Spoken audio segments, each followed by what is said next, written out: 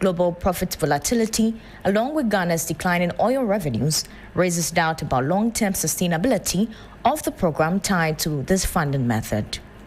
Under the 2026 budget, the government plans to finance the 30.8 billion Ghana cedis Big Push agenda largely through extractive sector revenues, including petroleum receipts and mining royalties earmarked for infrastructure. Officials say the strategy supports efforts to maintain a primary surplus while directing natural resource earnings into capital investments. But at the post-budget forum, civil society organizations warn that the approach may not be sustainable in the face of unpredictable commodity prices and fluctuating sector revenues. To projects to pay for, and then you get only 500,000. What do you do with the commitments? So we have to diversify the funding sources for that to ensure that we are able to start and complete the projects that we have outlined that we are going to use those monies for. The forum welcomed the scrapping of VAT on exploration activities, but called for clear metrics to assess the economic impact based on the operations of beneficiary companies. Let's ensure that we're able to track that the businesses that enjoy these concessions, how are they performing on their side of the bargain, the contract, to ensure that we are getting the value for which we are making the concessions for them. And that is important. We've not been able to do that. Even if you look at the tax waivers that we give, we've not been able to track to see have the waivers resulted in low cost of production and whether that low cost of production has translated into low cost of the products and the services. Now, moving on, the Business Outsourcing Services Association of Ghana has announced plans to create 100,000 jobs by 2030 as part of efforts to help address the country's unemployment challenge, which remains a major concern for policymakers and young job seekers alike. Under its new 5-year strategic plan, they aim to position Ghana as a leading destination for global business services by capitalizing on the country's skilled workforce, expanding digital infrastructure, and strategic location. Plan is to create and deliver 100,000 BPO jobs, which is basically digital and digital enabling jobs between now and 2030. It's a task, it's a tall order, but it's achievable. This is basically predicated on the fact that there's a lot of young talent in Ghana that have capabilities to deliver services to global clients. There's no question about that. We see it in our operations. Some of the larger companies are already discussing it or talking about it.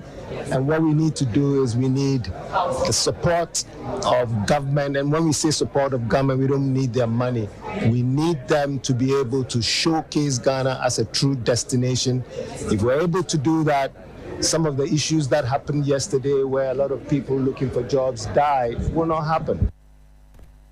You heard the founding chairman of the Business Outsourcing Services Association Ghana, Kojo Apeji-Hayford. Now, the overall producer price inflation for October 2025 showed a notable cooling in wholesale inflation, registering a year-on-year increase of 1.4%. This indicates that, on average, the prices reduced by domestic producers for their goods and services rose by 1.4% between October 2024 and October 2025. There's more in the following 3 business reports. Overall year-on-year producer price inflation PPI is easing, driven by cooling pressures across all main sectors, despite a slight 1.2% month-on-month increase in average producer prices. Industrial PPI dropped sharply to 1.7% year-on-year in October, a decrease of 2.1 percentage points from 3.8% in September 2025.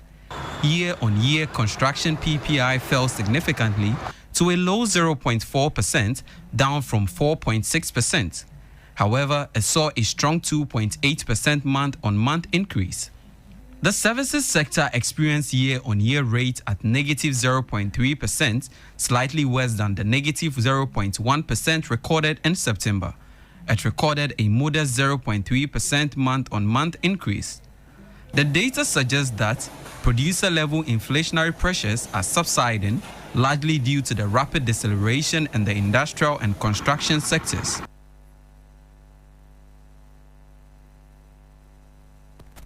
Now, the Social Enterprises Ghana says governments must integrate social enterprise initiatives to achieve meaningful impact in its social intervention program. Speaking at the 2025 Social Enterprise Forum, the executive director urged policymakers to prioritize collaboration with the private sector.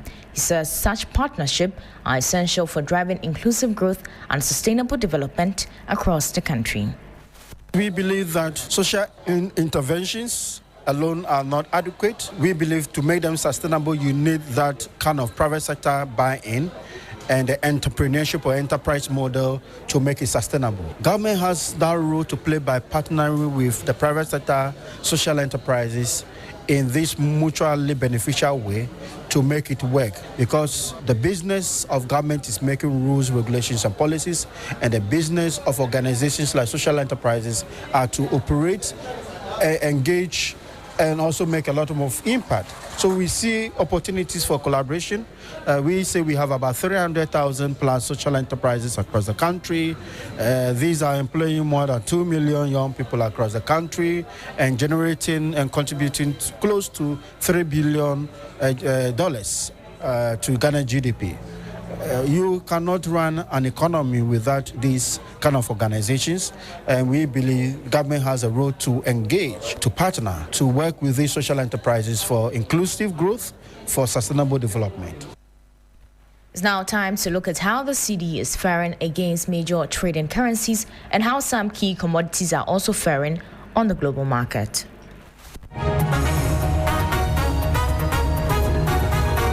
Interbank foreign exchange market, the dollar is selling at 11 cedis, 2 pesos. It gained 2 pesos. The British pound is selling at 14 cedis, 40 pesos. It lost 8 pesos. The euro is selling at 12 cedis, 71 pesos. It also lost 6 pesos. However, be guided that these figures could be higher at a Forex bureau near you. On the global commodities market, Brent crude is trading at $63.56 per barrel. Gold is trading at $4,074.20 per ounce, up by $6.96. Cocoa is trading at $5,104 per ton, down by $324.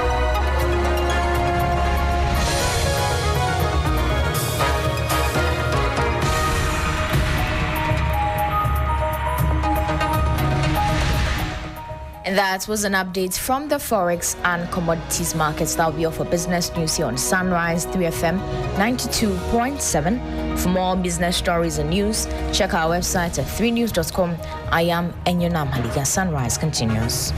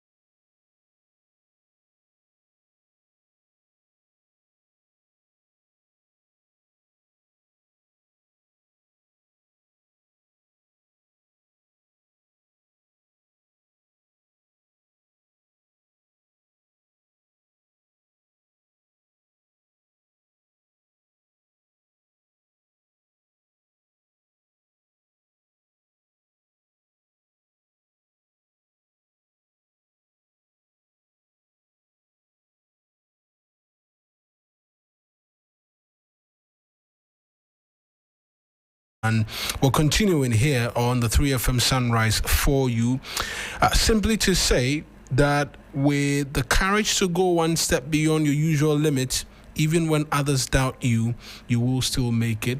That's your word of motivation. If you missed it earlier on, we're back after this to bring you the weather update, get into the newspapers for you, as well as other important conversations here on the 3FM Sunrise. But put down these numbers for me, shall you?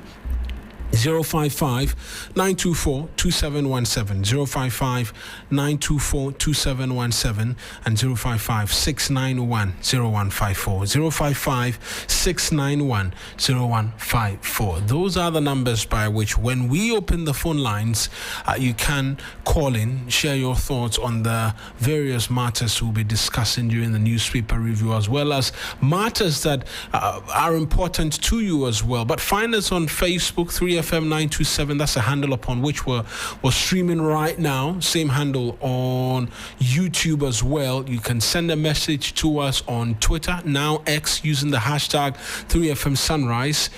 This is a 3FM Sunrise here on 3FM 92.7.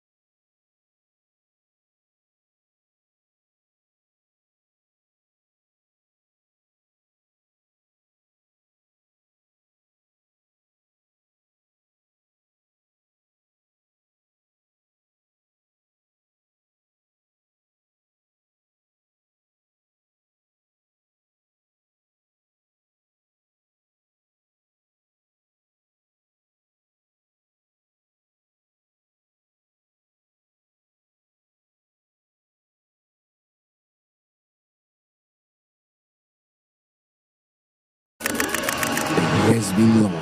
Deadlines, hustle, pressure.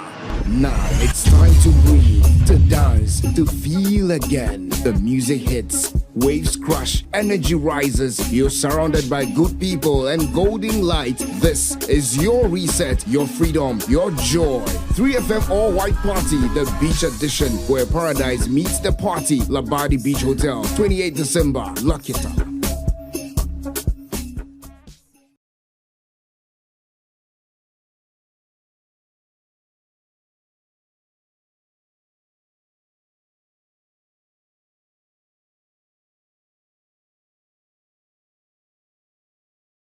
Thompson with Atmosphere Shift. Let's get you our weather with 27 past 6. Felicity Ahafianyo, as always, has joined us this morning to help us do that. Felicity, good morning. I trust that you're doing well. Yeah, good morning, Mawuena. Yes, I'm doing very well. I hope you are also doing good. By the grace of God, I am well too. What are we to expect for the weather today? Yes, for today, we expect the southern sector currently, those in Kumasi, those in Alubri, those in Sunyanigo, also Seshubekwa enclaves, having misty and foggy patches. We expect it by mid-morning to give way to partly cloudy.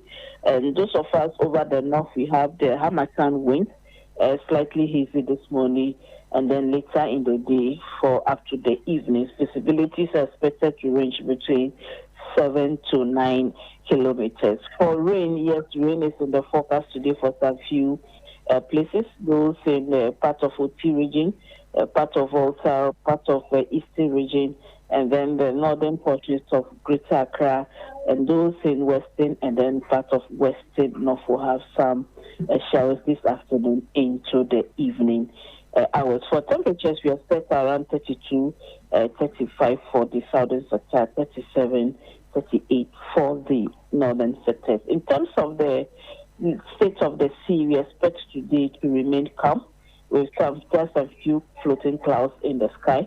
Water lake pretty cool for any activities for today, but then for night into tomorrow, we need to take precautions in terms of misty and foggy conditions. Always, thank you very much, Felicity Appiah-Ampofo, for helping us through the weather. We appreciate you. Thank you very much. Thank you too. Have a great day. You too. That's Felicity Appiah-Ampofo helping us with the weather updates for the morning. So you're informed as to what the day can look like, will look like, and so you be prepared.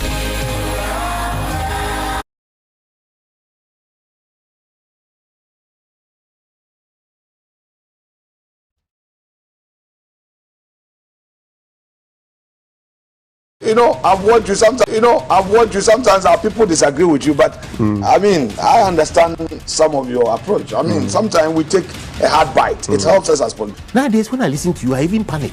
Why? Maybe, hey, why do you panic? The way you, Papa, you know Papa. Figuratively, he bites as hard as he can. Okay. And of course, when he puts his fangs into you, you certainly feel it. I think it pretty Watch Johnny's bite.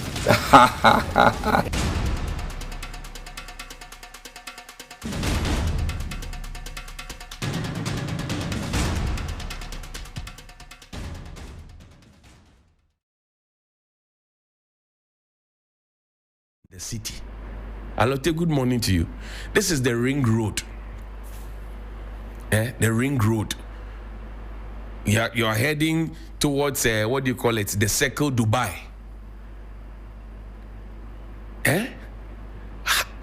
What is wrong with us?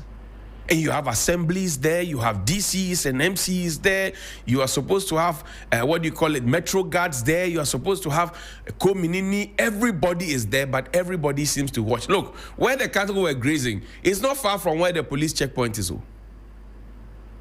And they see somebody following the cattle and shepherding the cattle and holding a stick and guiding the cattle. And they are watching. Here ends my sermon. Please call me 055-924-2717. And I still don't understand why, as a country, we still collect monies from people who want to serve our country. Recently, people have been making videos, and it's true indeed.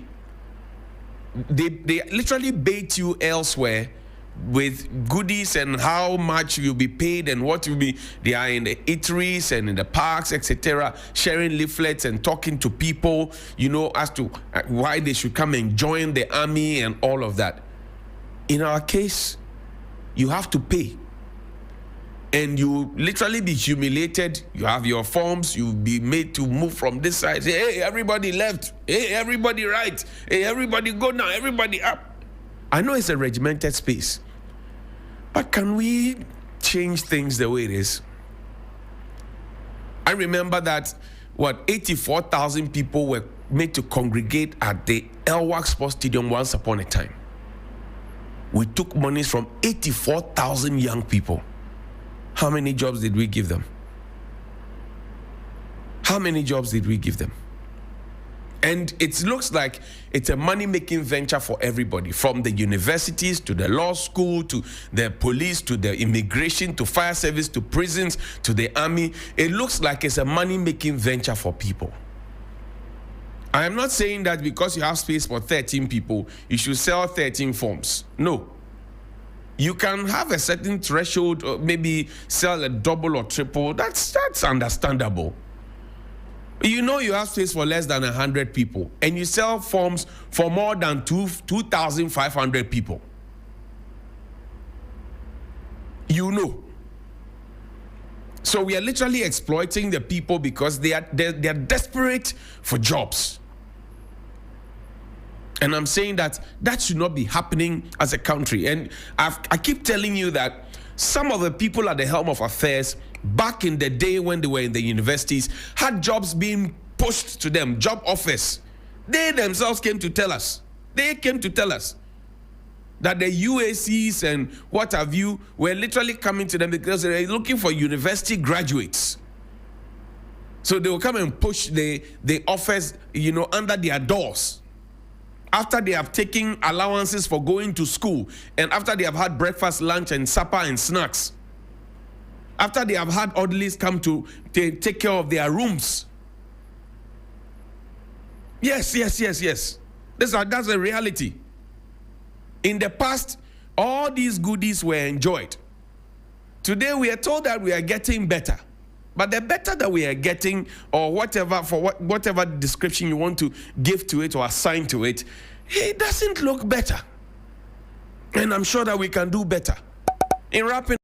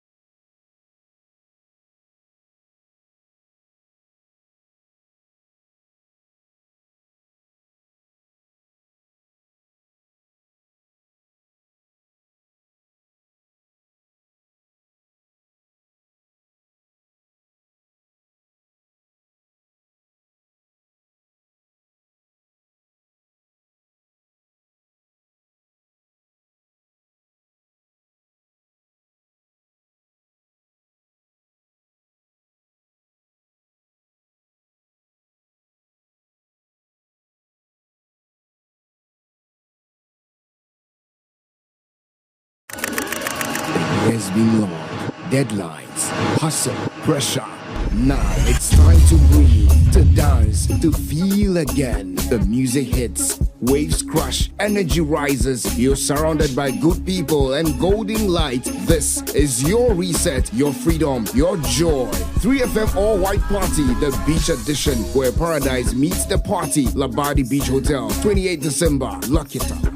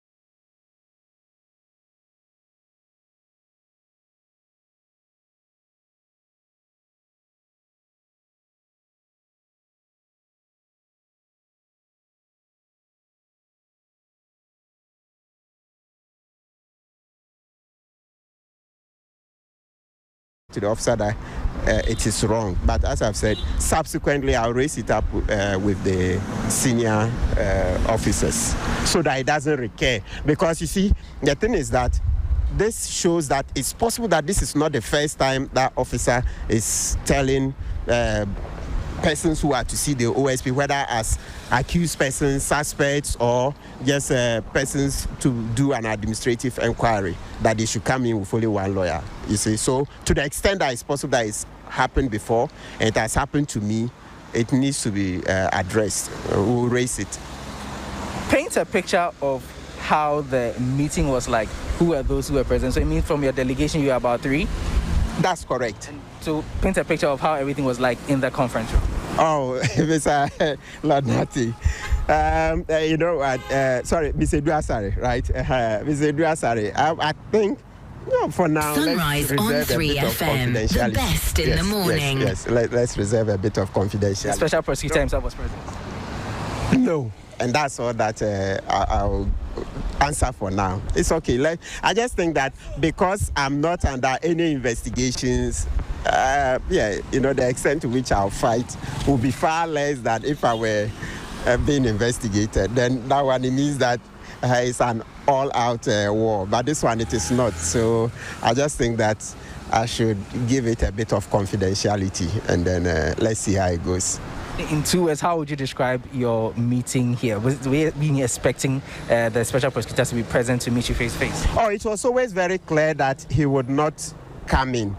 It was always very clear because the allegations are against him. So it would have been strange if he showed up. Well, maybe if he could have showed up to exchange pleasantries. But of course, in situations where I've made such grave allegations, no, he's not bound to exchange pleasantries. Nobody will be pleased with such allegations. So, it's okay that he didn't come. It will take extraordinary courage and, beyond this world to be, to want to meet your accuser like this. Yeah, so that wasn't my expectation.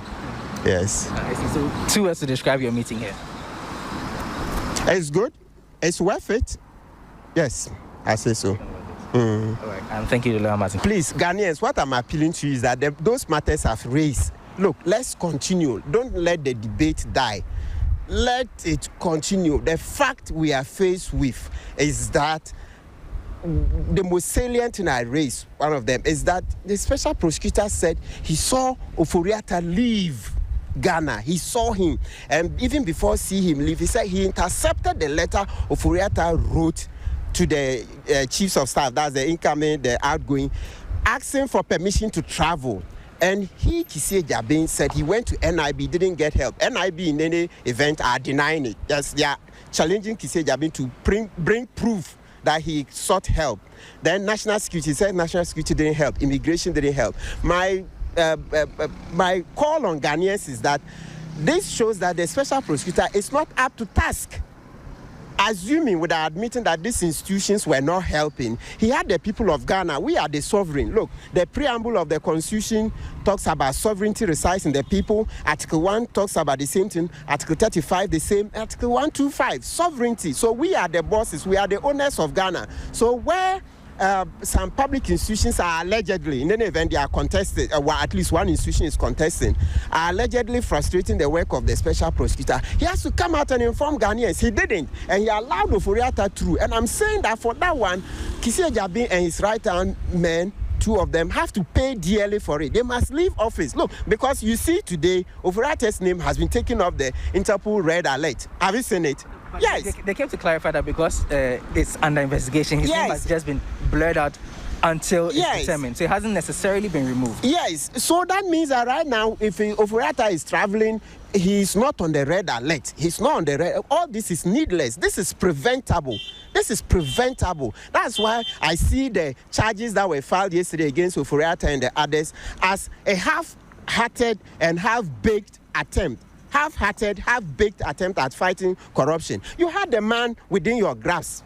You had Oforiatta within your grasp. You watched him leave Ghana, and then months on, you now bring charges. Even these charges, we had to fight that we can do a trial in absentia. The Office of Special Prosecutor kept fighting back that there can't be any trial in absentia because Ofori-Atta must first come to Ghana, attend court once, and if he flees before you say trial in absentia. And I said no. Go to Article 19, Clause 3 of our Constitution. You will find that all you need to do is to notify the person. Notify the person. And Ofori-Atta is on record to have said that he wants to cooperate with law enforcement. Sunrise on 3FM, the best in the morning. So once he said so, I kept saying, and others joined, that, and even some said it before. Lawyer Tadiosori said it even before I said it, because I heard his comments before I even said it, that let's do trial in absentia. OSP kept fighting us from January. Then November, you agree, 10 months. You know the damage that has been done. And then the next question we should be very much interested in, what efforts and what steps have been taken to freeze Ofori-Atta's assets, his shares in Data Bank, his shares in Enterprise Insurance, the real estate and interest he has, etc. What has been done? We need information on that. Otherwise, we wake up one day and find out that he has sold everything. He has sold everything. Then it means that, did we go or did we come? That is why I'm saying that so far this fight, this Ofori-Atta case, is a half-hearted attempt and a half-baked attempt. Yes, you see? So should we take it that all the allegations, each of them that you made against Kisi Ejabing, the special prosecutor, you still hold on to them? Oh, once the investigations have started, let it run its course. Yes, let it run its course. Yes. That's private legal practitioner Martin Kwibu. Yesterday, when we caught up with him after he made that appearance at the office of the special prosecutor following allegations, and he heard him say that he didn't expect really that the special prosecutor will come up to him for pleasantries to be exchanged, knowing very well what it is that he had said against him. But that's it in one part of what it is that he has to say. There's a subsequent meeting date yet to be set upon which he will as well return for the interrogation, call it what, to continue. But you're still here on the 3FM Sunrise as we ready ourselves into our newspapers this morning for you as well. But I'll just take you to Parliament also, because there was quite the debate yesterday over the amount penned by this administration to procure some helicopters and jets for the military, as to whether or not it is 10 billion, 12 billion, 1.2 billion US dollars. That became the subject matter of quite the debate when the majority leader called out the Member of Parliament and former Lands and Natural Resources Minister Samuel Jinapor about his math and the fact that it was questionable. Here's what played out on the floor of the House in just brief summation. And ensuring that they reduce unemployment in our country, principally on one major policy commitment they made to the Ghanaian people, particularly the Ghanaian youth, the 24-hour economy. So, Speaker, let me refer this House to Chapter 2 of the NDC Manifesto, specifically paragraph 2.1 on page 22, where they said, Mr. Speaker, and I quote, the 24-hour economic policy, same jobs, 3 shifts, 3 people, the 24-hour economy is a deliberate policy intervention by the incoming NDC administration to stimulate economic growth by creating an enabling environment for businesses and public institutions to operate 24/7 in 3 shifts of 8 hours each. In government, that is lean on the arms, lean on the limbs, lean in every part, but very bloated on the stomach. A called lean government. Mr. Speaker, you have a lean government where we have a special envoy for reparations, special envoy to the Caribbean regions, 18 deputy heads of missions. Mr. Speaker, if you want to get the evidence, this is your evidence. Mr. Speaker, in 2024, President Akufo-Addo's government, the distinguished and illustrious president of our country, Nana Addo Dankwa Akufo-Addo. Mr. Speaker, his government, Office of the President in 2024, Mr. Speaker, spent 326 million cedis on compensation in paying government workers, paying ministers, deputy ministers, presidential staffers. Mr. Speaker, in 2025, President Mohammed's government, Office of the President, President Mohammed's government has spent a whooping 540 million Ghana cedis on compensation. 50% increment. Mr. Speaker, so why can't we interrogate this? You have one government that is supposed to have a bloated government, another government that's supposed to have a lean government. The government has a lean government. It spent 356 million Ghana cedis on compensation. That is salary, paying salaries to their workers.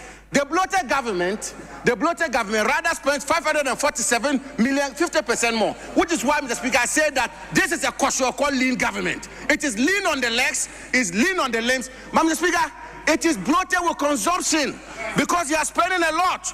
Mr. Speaker, let me conclude. In spite of all these problems, the government, Mr. Speaker, in spite of all these problems, the government wants to spend 1.2 billion United States dollars to purchase presidential debts. To purchase presidential debts. 1.2 billion Ghana cedis to purchase presidential debt. Mr. Speaker, I'm talking about 1.2 billion United States dollars to purchase presidential debt. When you cannot pay nurses, when you cannot pay teachers, when you cannot buy farm produce, when you cannot recruit workers. Mr. Speaker, let me conclude. President Mahama taught us and reminded the country that President Akufo-Addo should take charge. He should not engage in blame game. That is responsible for resolving the problems of this country. President Mahama should take charge. And the Speaker should take charge, and this minority, this MPP minority, this MPP minority, this mighty minority, we are saying, so far, so not well. So far, so not good.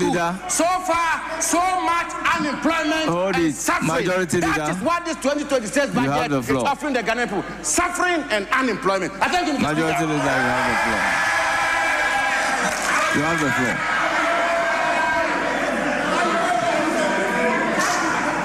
3FM 92.7.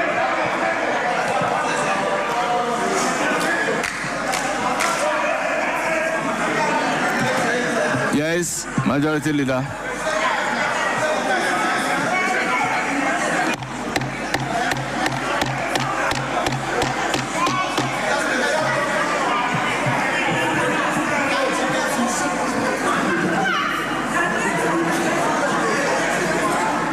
Yes, Majority Leader.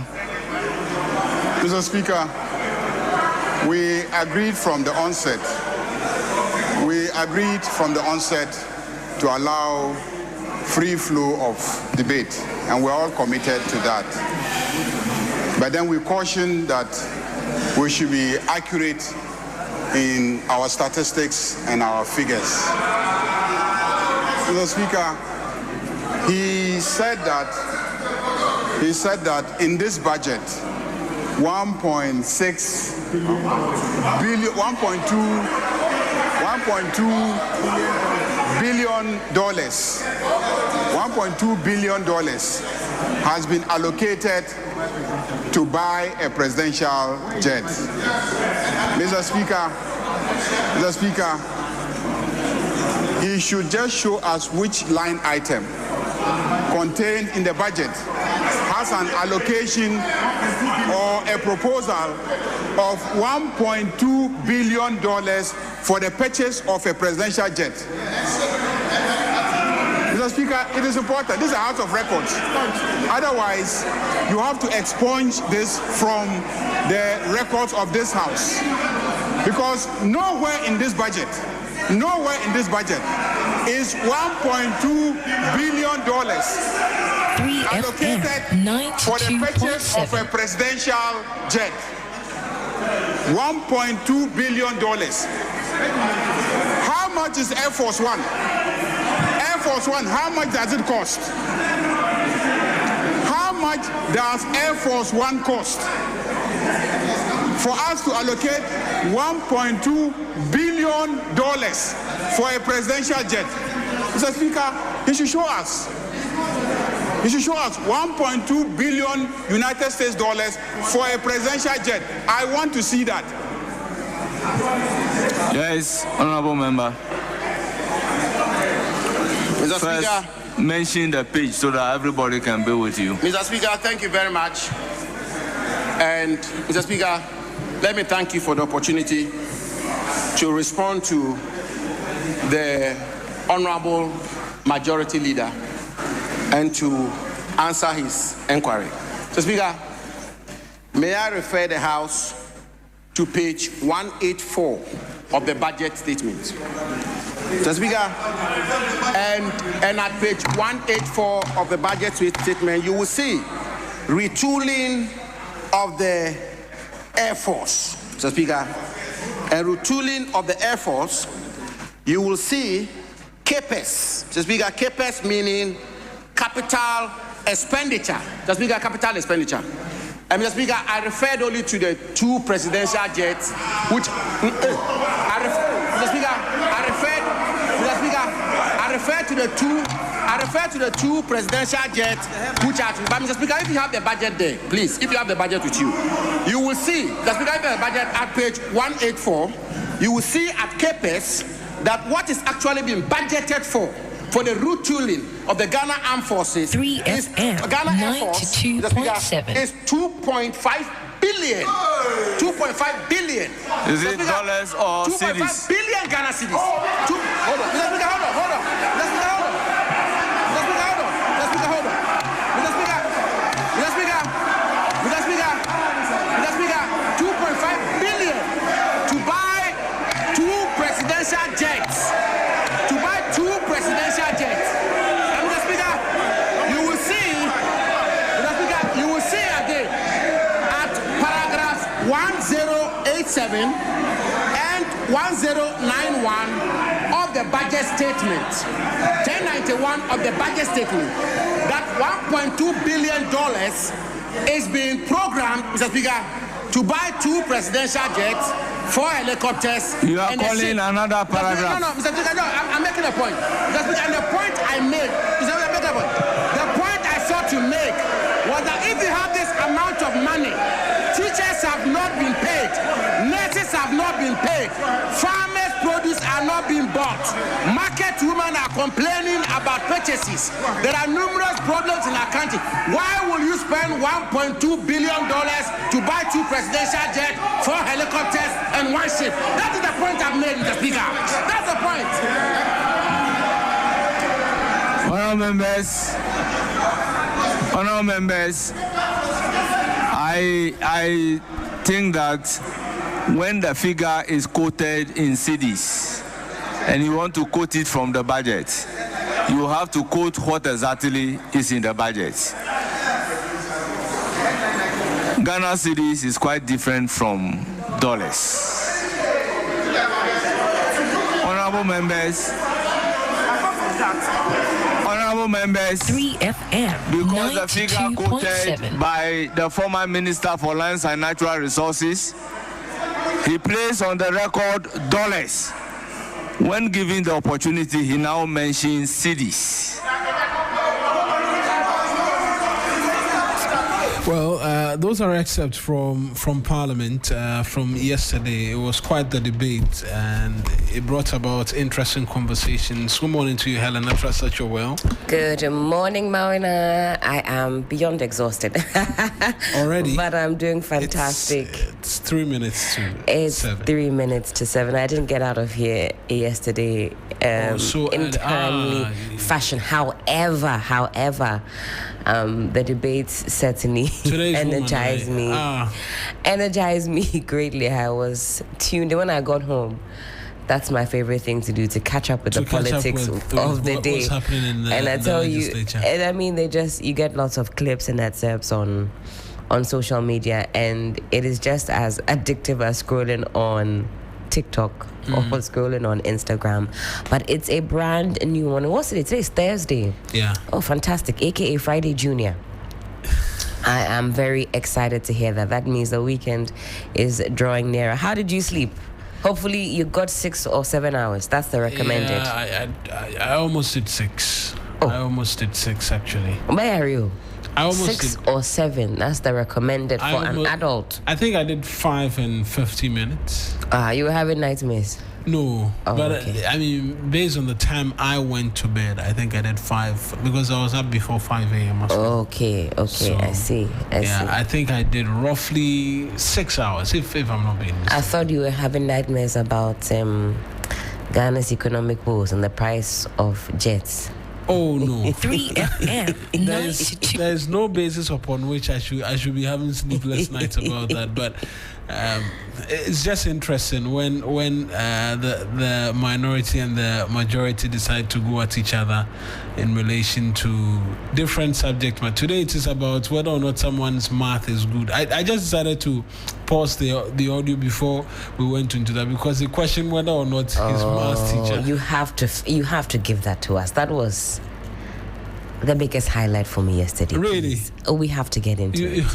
You want to get into that bit? We must. Okay, let's take you back into Parliament. But in your debate, you quoted dollars. No, but what the dollars is $1.2 billion to buy 2 presidential jets, 4 helicopters, and 1 ship. Which page of the budget? That is the point I'm making, and you will find it at paragraph 1087 and 1091 of the budget. Mr. Speaker, what I refer to in the budget itself, Mr. Speaker, what I refer to in the budget itself is a retooling of Ghana Air Force at the CAPEX column, which is the capital expenditure, which is retooling of Ghana Air Force, which is 2.5 billion Ghana cedis. The 1.2 billion United States dollars is for the purchase of 2 presidential jets, 4 helicopters. Mention which item in the budget. And no humility and modesty. I'm a lawyer. I checked my first out. Mention the line item in the budget. I know what I'm talking about. It's $1.2 billion. Yes, Honorable Ayarga. Yes, Honorable Ayarga. This is the page he's talking about. There's no 1.2 billion. I have it. Mr. Speaker. Yes. This is a House of Records. This is a House of Records.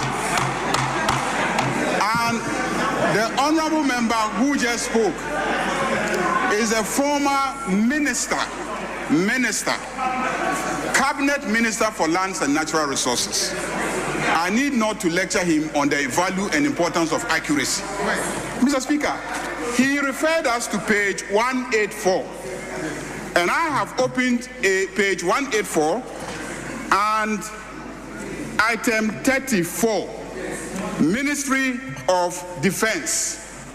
Let's go through the items. The third item under Ministry of Defense is retooling of the Air Force. Retooling of the Air Force.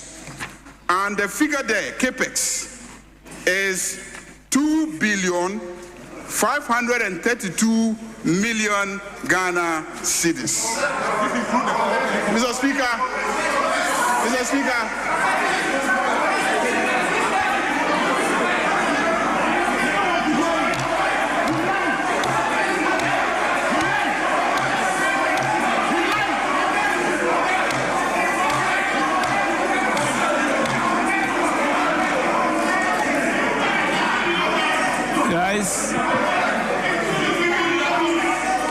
Yes, Majority Leader.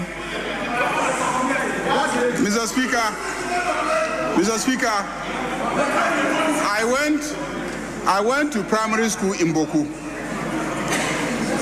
You may doubt the quality of the schools in Boku, but I cannot imagine which primary school you went, where you were taught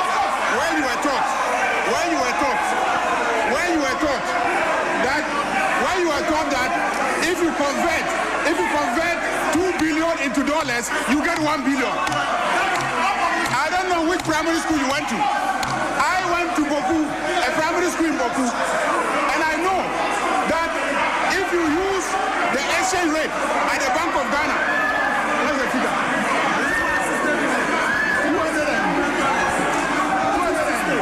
3FM 92.7. $260 million. $260 million. How can you say that when you convert 2 billion, you get $1 billion? How can you convert 2 billion Ghana cedis and get $1 billion? What kind of mathematics did you learn in school? Where did you learn mathematics? Which primary school did you attend? How can you exchange, how can you convert 2 billion Ghana cedis and get $1.5 billion? In any case, Mr. Speaker, in any case, he said the allocation was for a presidential jet.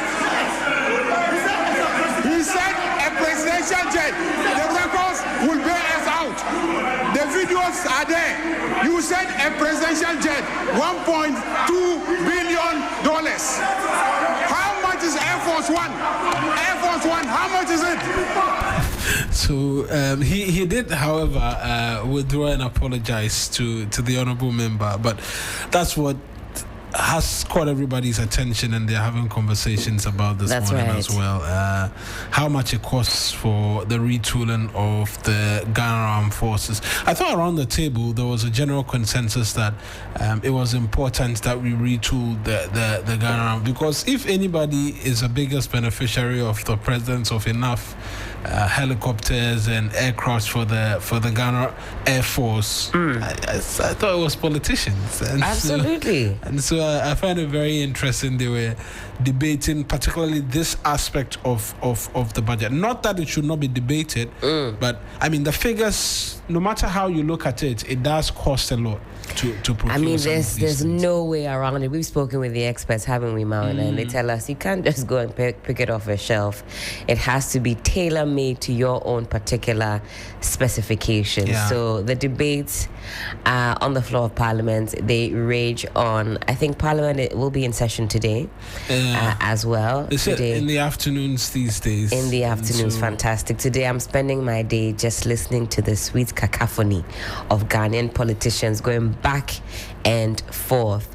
I think it was... Okay, so yesterday was Wednesday. I think it might have been Tuesday where Kinkonomics took center stage, where we started so they are debating the budget. That's right. Actually, and so all the different items came into play. So we also asked that you all share the price of a ball of Kinke in your community, and I was very surprised by some of these figures, and I wished everybody would have attached the specific area, because some of these areas I have to move there expeditiously. Some of you are quoting 2 CDs, 3 CDs, and all sorts. I'm very intrigued by that, but I think on average, the figure that I saw the most was between 5 to 6 CDs. Some are saying that now if you buy the 5 CDs, it's a little bit bigger than what you would previously get. So do keep engaging with us on the socials. You can find us on X, on Facebook, also on Instagram. Let's also do our own Kinkonomics. How much does it cost where you are? Okay, somebody says 5 Ghana cedis in Nkranza, but there's been an increase in size. If you go to Jamestown, you can purchase yourself a juicy ball of Kinke for 3 cedis. However, if you are in Spintex, be prepared to spend about 5 Ghana cedis. Nyame Doba says in Kumasi, it's still 5 Ghana cedis.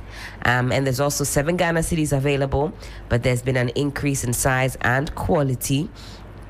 Anumentu, you know where Anumentu is? Anumentu Kinke House. Oh, okay, I see. 4 CDs if you want to get it there. Cape Coast, you can get 4 CDs, 5 CDs. Okay, I'm seeing a lot of 3 Ghana CDs at Bukom if you want some hot steaming Kinke for 3 Ghana. That's the house of it. That's the house. That's where you get it wholesale. What about you, Mawuena? When was the last time you had some hot steaming Kinke and fish? I'll be very honest, I do not recall. See, they don't make the pepper and the shito like it used to be when I was growing up. Yeah. They don't make it. And I grew up between the ages of, let's say, about maybe 7-ish to about 13, 14, near Osu. So I know what I'm talking about. House of Kinky. I know what I'm talking about. Very close to Osu, where the shito was authentic. That's before we started adding. Right now, we are. Oh no! Diluted it. We've diluted it. You see somebody with a ball of kinky, unless they add corned beef, fried egg, sliced green peppers. You could go with it just like that. Come make a simple.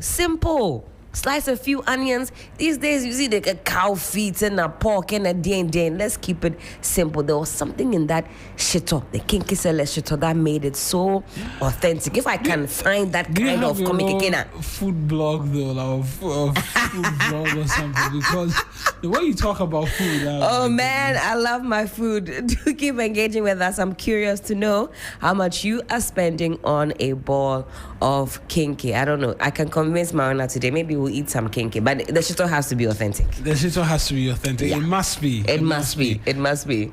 You start with us on the papers? Yeah, so we've got the papers trickling in. Let me kick things off with the Daily Graphic this morning. Jospon partners UN University to build capacity in environment and climate sectors.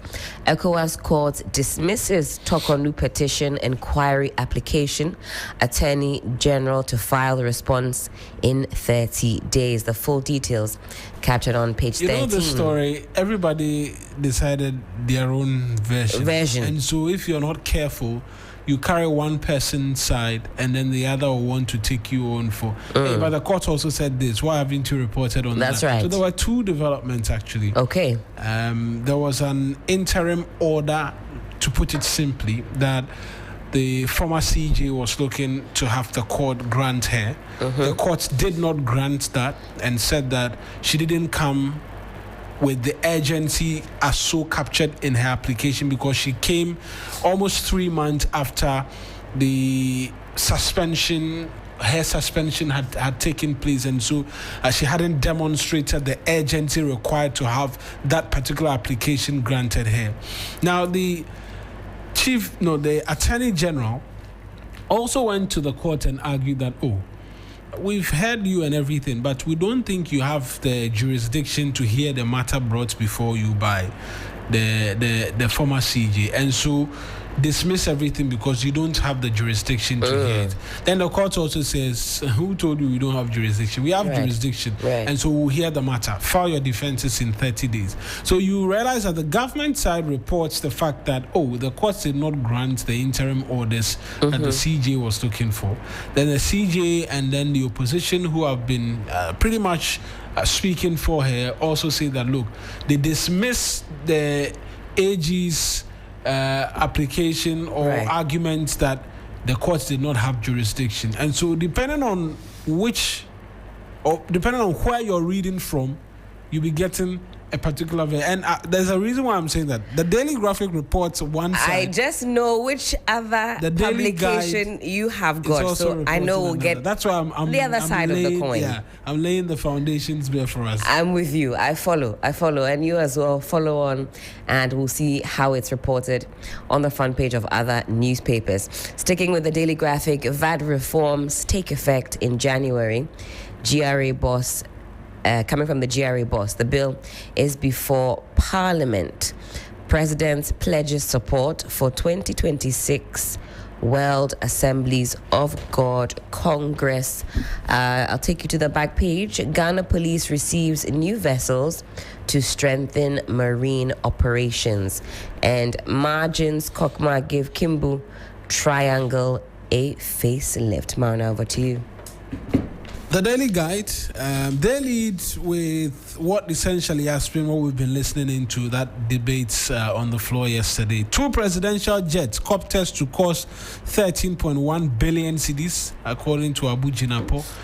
RNAQ Foundation expands food bank to Cape Coast, Tamale. I know that will pique your interest. Oh, I see. Slightly, small one. They are where now? They're in Cape Coast, and Tamale as well. Interesting. We're working to extradite ex-Maslock boss. That's the Attorney General. I think we brought details of that yesterday. 3 illegal miners die in Heath Goldfields concession.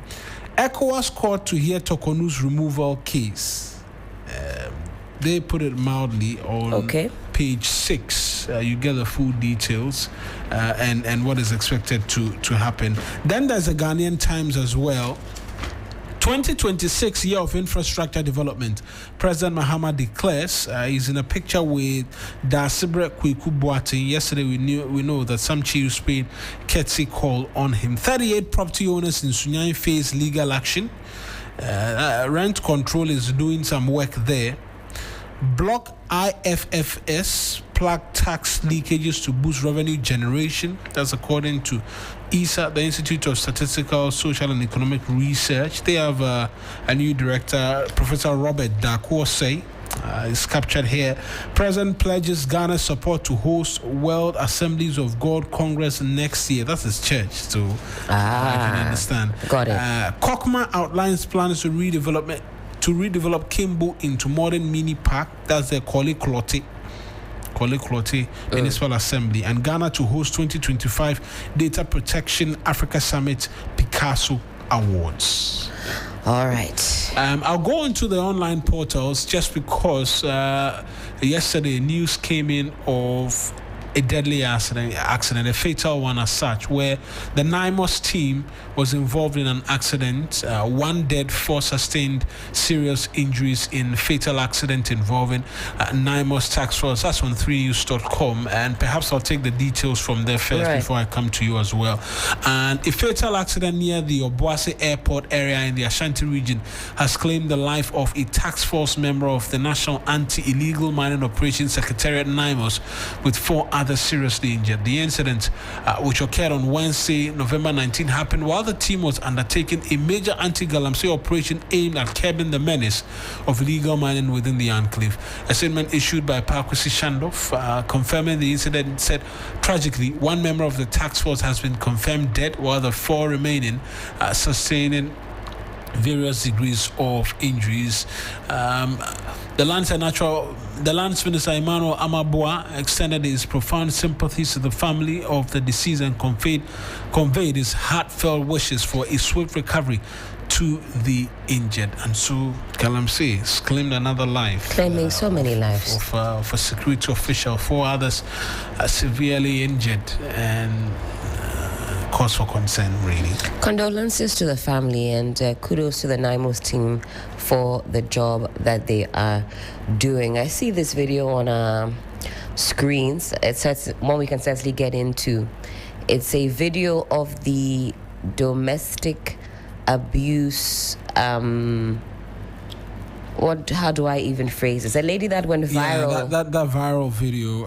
Unfortunate scenes there of a husband violating his wife, and I believe the video was covertly captured by a tenant in the house, who was actually attacked as well. Oh, I see. Following she was attacked. The recording, and in that recording, the person filming alleges that this is a daily occurrence. This woman stripped naked down to absolutely nothing, being beaten, battered by the husband. You even see a passerby who decided to attempt to intervene, and I mean they were quickly swatted away by the husband, who then proceeded to pick not 1 but 2 canes, just dishing out lashes left, right and center. I mean, there's no place for this kind of violence in our society. If you see something, say something. Actually. I mean, this is absolutely abhorrent and difficult to watch. And it comes off as though he enjoyed the support of his siblings, because they were picked up as well, because they, according to the police, were the ones who attacked the tenant who is believed to have filmed the incident, which went viral. And so it presupposes he enjoyed some support. And in the video, which I have not been able to watch, reason why I don't even know someone tried to intervene, because it's a difficult one. Heartbreaking. Someone tried to intervene, and the person was what did they? You see a gentleman come to the gate. The gate opens at some point, and you can clearly see the guy wanting to say, what's going on? The husband just shooed him away, shut the gate, went and picked up 2 canes, and continued his brutal assault on the wife. I mean, lashes left, right, and center as this woman was screaming, pleading. She said, "He's going to kill me. he's going to kill me. It is heartbreaking. This is not anifiasem. This is a crime. Yeah. So if you see something, say something. And I'm happy that this video came out, because who knows what would have been the next situation. She could have died, lost her life. A lot of domestic abuse don't survive. And to think that we'll play the story. I mean, Portia Gabo managed to speak to her.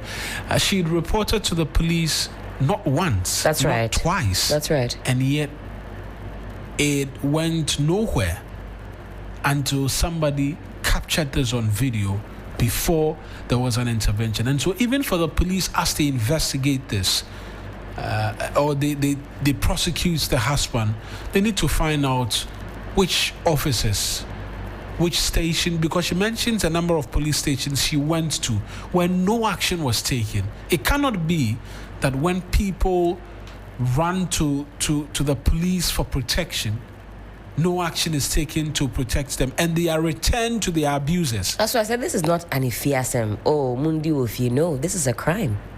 They are returned to the abusers for the abuse to continue unabated.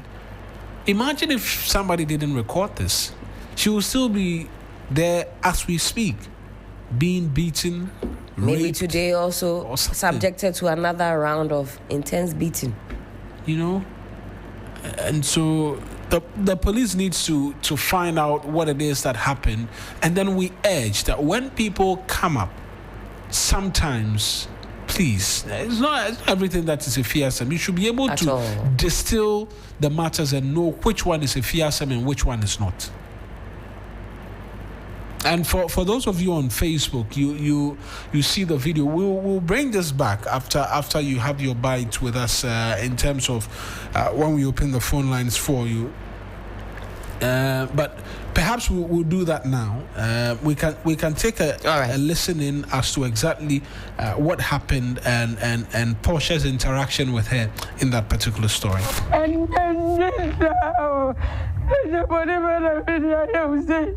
Sunrise on 3FM, the best in the morning.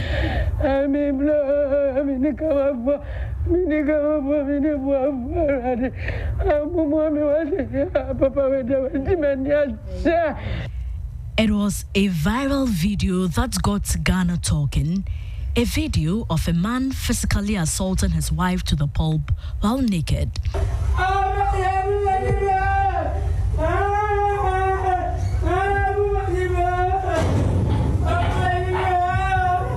A 32-year-old woman, a wife, sister, auntie, and mother of two was the victim. At her hideout, she showed me scars and bruises of domestic violence etched deeply on her skin.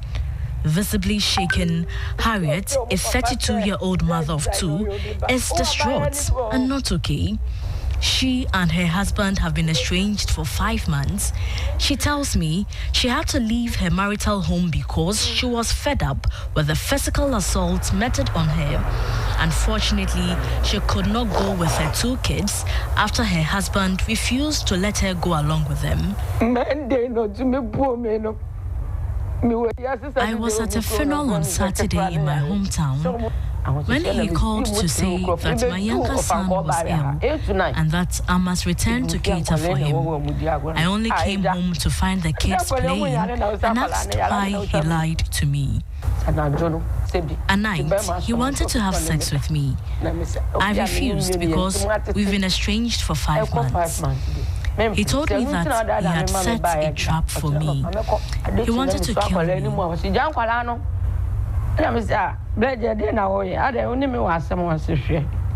Trap na me settle. Na me se trap system. Bi se me jime.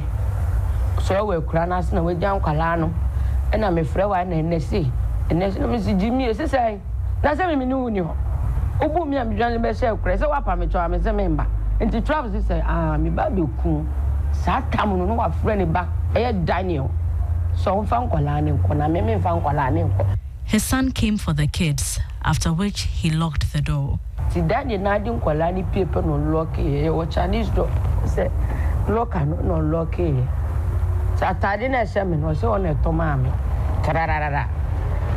Nika Shami, or say no Tomami.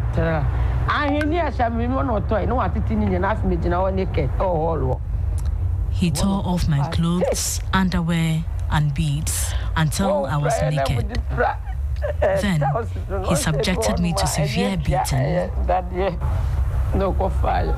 With the bomb, let me say him. I blame the trap now. Something is so bad. Come on, see me. Go and go, baby. I will wish you for wine. And I miss Mr. So when you told me I trust. So you book today. The book to the Lord, they are bombing. Or stop many names to bury our own many. Or the bombing. When you cry. Until quarry and also and the full frabber, or catching her, or go fast can. Or so means I say. So be charming, son, if you so made me them. See me so. Me brony, me men, me peco and a kuma betoni, you know, jammy cacanamaco, me ye, and be a little, papa, we don't just that. It's open. Laba, we have no get the good. No born man or simulated in Patrobim. No be a gate to be a gate in a blind bed, just a kind. No catch a brand so pay. Or south was no go funny back, the parafan Abigail. Go funny slipper. The bubble bombing. Minkas and Munchan, no TV anymore. Maybe Casaka get Minino about me, Ubama, Minino, when you must to know the bombing, if you know, you give it to me, gent.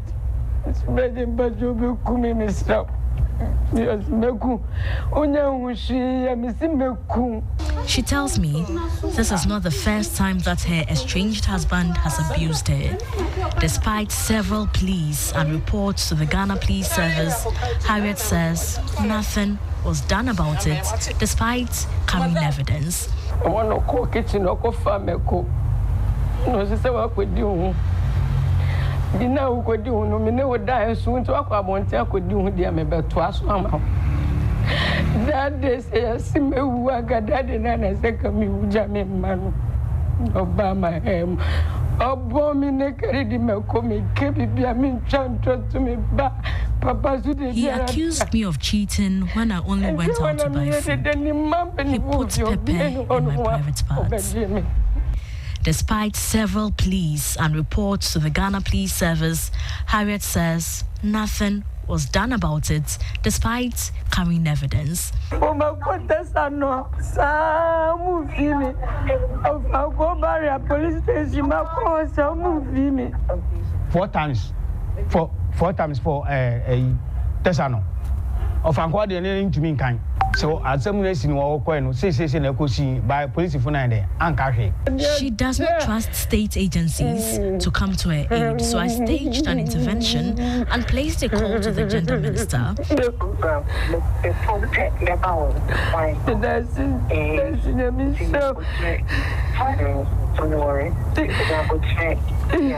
So that's Portia Gabo.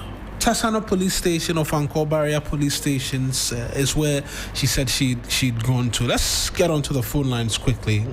Emmanuel Kuting is a regular here, is a security expert. He's joining us on the phone. Mr. Kuting, good morning to you. I trust that all is well with you. I don't even know if I can say the morning is well, considering the harrowing tale that we've been listening to. But visits to the police station and yet no cause of action taken at all.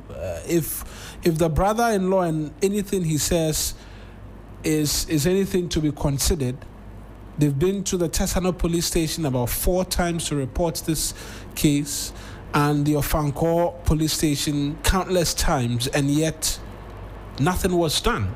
A failing of the system to protect a Ghanaian and a woman as such who was being abused and return to her abuser every time. Well, Mawuena, thank you for having me, and very good morning to our cherished listeners. In fact, I don't even know where to begin listening to the story of the woman. You know, today is my birthday. and it has not begun well on this note at all. I'm just wondering, my daughter going through this, and when situations like this happen, Mawuena, as Ghanaians, we should not just look at it as if it is not a close relation. A lot of women are going through what this very woman has just been through. It's so inhuman, and it is not acceptable anywhere in the democratic society that we find ourselves. But you know the sad thing, Mawuena, if you go and see the police officers these issues were reported to, the investigators who were in charge of this matter, will turn out to be women. That's the sad reality, Mawuena. And it shows the subculture within our Ghana police service. It's so opaque, there's no transparency, and that is why for a long time, some of us have called for an independent police commission so that issues like this can be investigated promptly, thoroughly, and justice served. The issue of PIPs, the police investigating itself, I think we have to have a second look at it. In a police service where we have godfathers and godmothers, heavily politically influenced, where someone can pick a call and direct a police officer what to do and what not to do.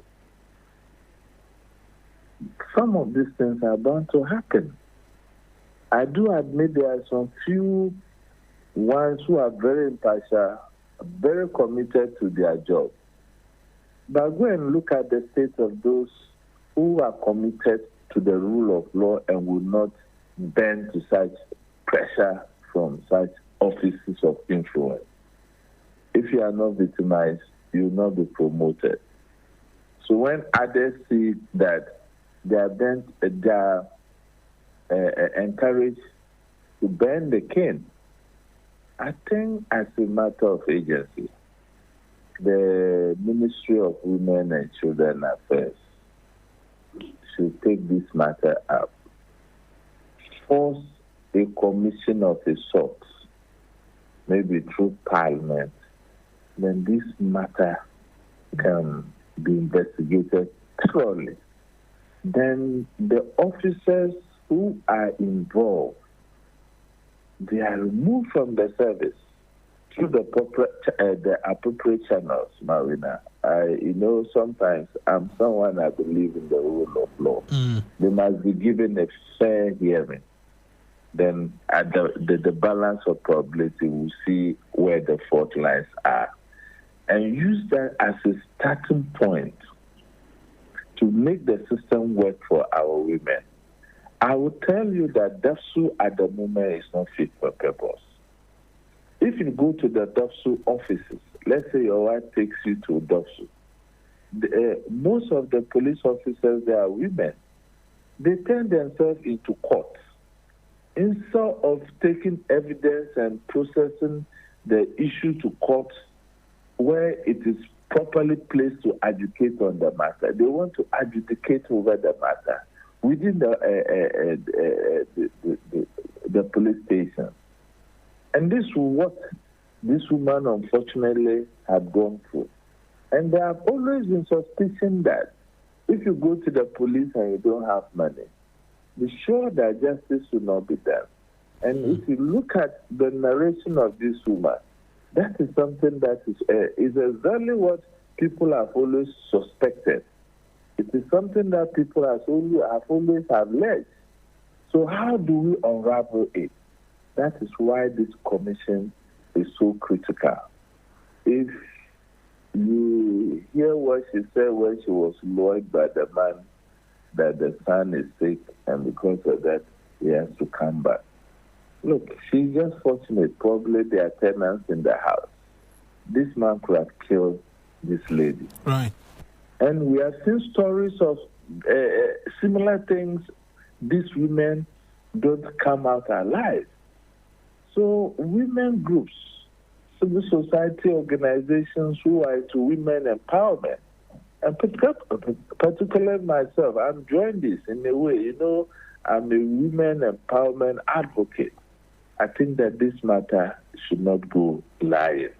And you realize that if you read the police report, when this news broke, they said they were making every effort to trace the woman. Is that not it? Yes. You should ask yourself, the police who are supposed to be our protector, our last resort in terms of security, why should citizens be running away from the same institution? So the IGP should be very concerned. When I read that statement yesterday, I asked myself a lot of questions. I said, no, there must be something wrong. It's either this woman has reported this case to the police and they have not done anything about it. Well, she says she doesn't trust the police. She doesn't trust state agencies because she's been there countless times. That's why she's been hiding. That's why she's run away. It was rather a blogger who interviewed her, and she rather trusted the blogger than our police as an institution. So it's a huge challenge. And you see, Mawuena, when we talk about the unprofessionalism of some of our police personnel, people don't seem to get it. We think that it is far away. If not for the intervention of the tenant, okay, this woman may not have come out alive. This woman could be your sister, Mawuena. It could be my sister. It could have been anybody. You understand? And the sad aspect is that, understand, the man, two sisters, try attacking the supposed tenants who reported the incident. They actually attacked her from what the police tell us. And they've been arrested too. Yes. So, Mawuena, just imagine the kind of society that we are in. I think globalization has not helped us as Africans. That's what I've seen. We have lost our sense of values. We have lost our humanity. So, as Africans, we used to be each other's keeper. A woman will not stand by to see a fellow woman be molested. But globalization and this nuclear system fostering into us, we've all become greedy and self-centered. And that is why we are not growing. You see, the advanced country, they got to a stage before they put processes in place to protect their gains. We have not gotten to that level. And we've already put in processes in place to protect what? So as a country or as a continent, it's about time we begin to reflect on some of these things and see appropriate policies that are African-centered, that will help our dynamics and not what happens across board, Mawuena.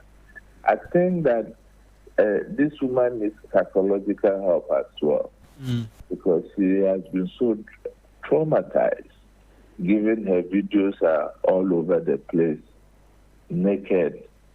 Who Mawuena, who accept that?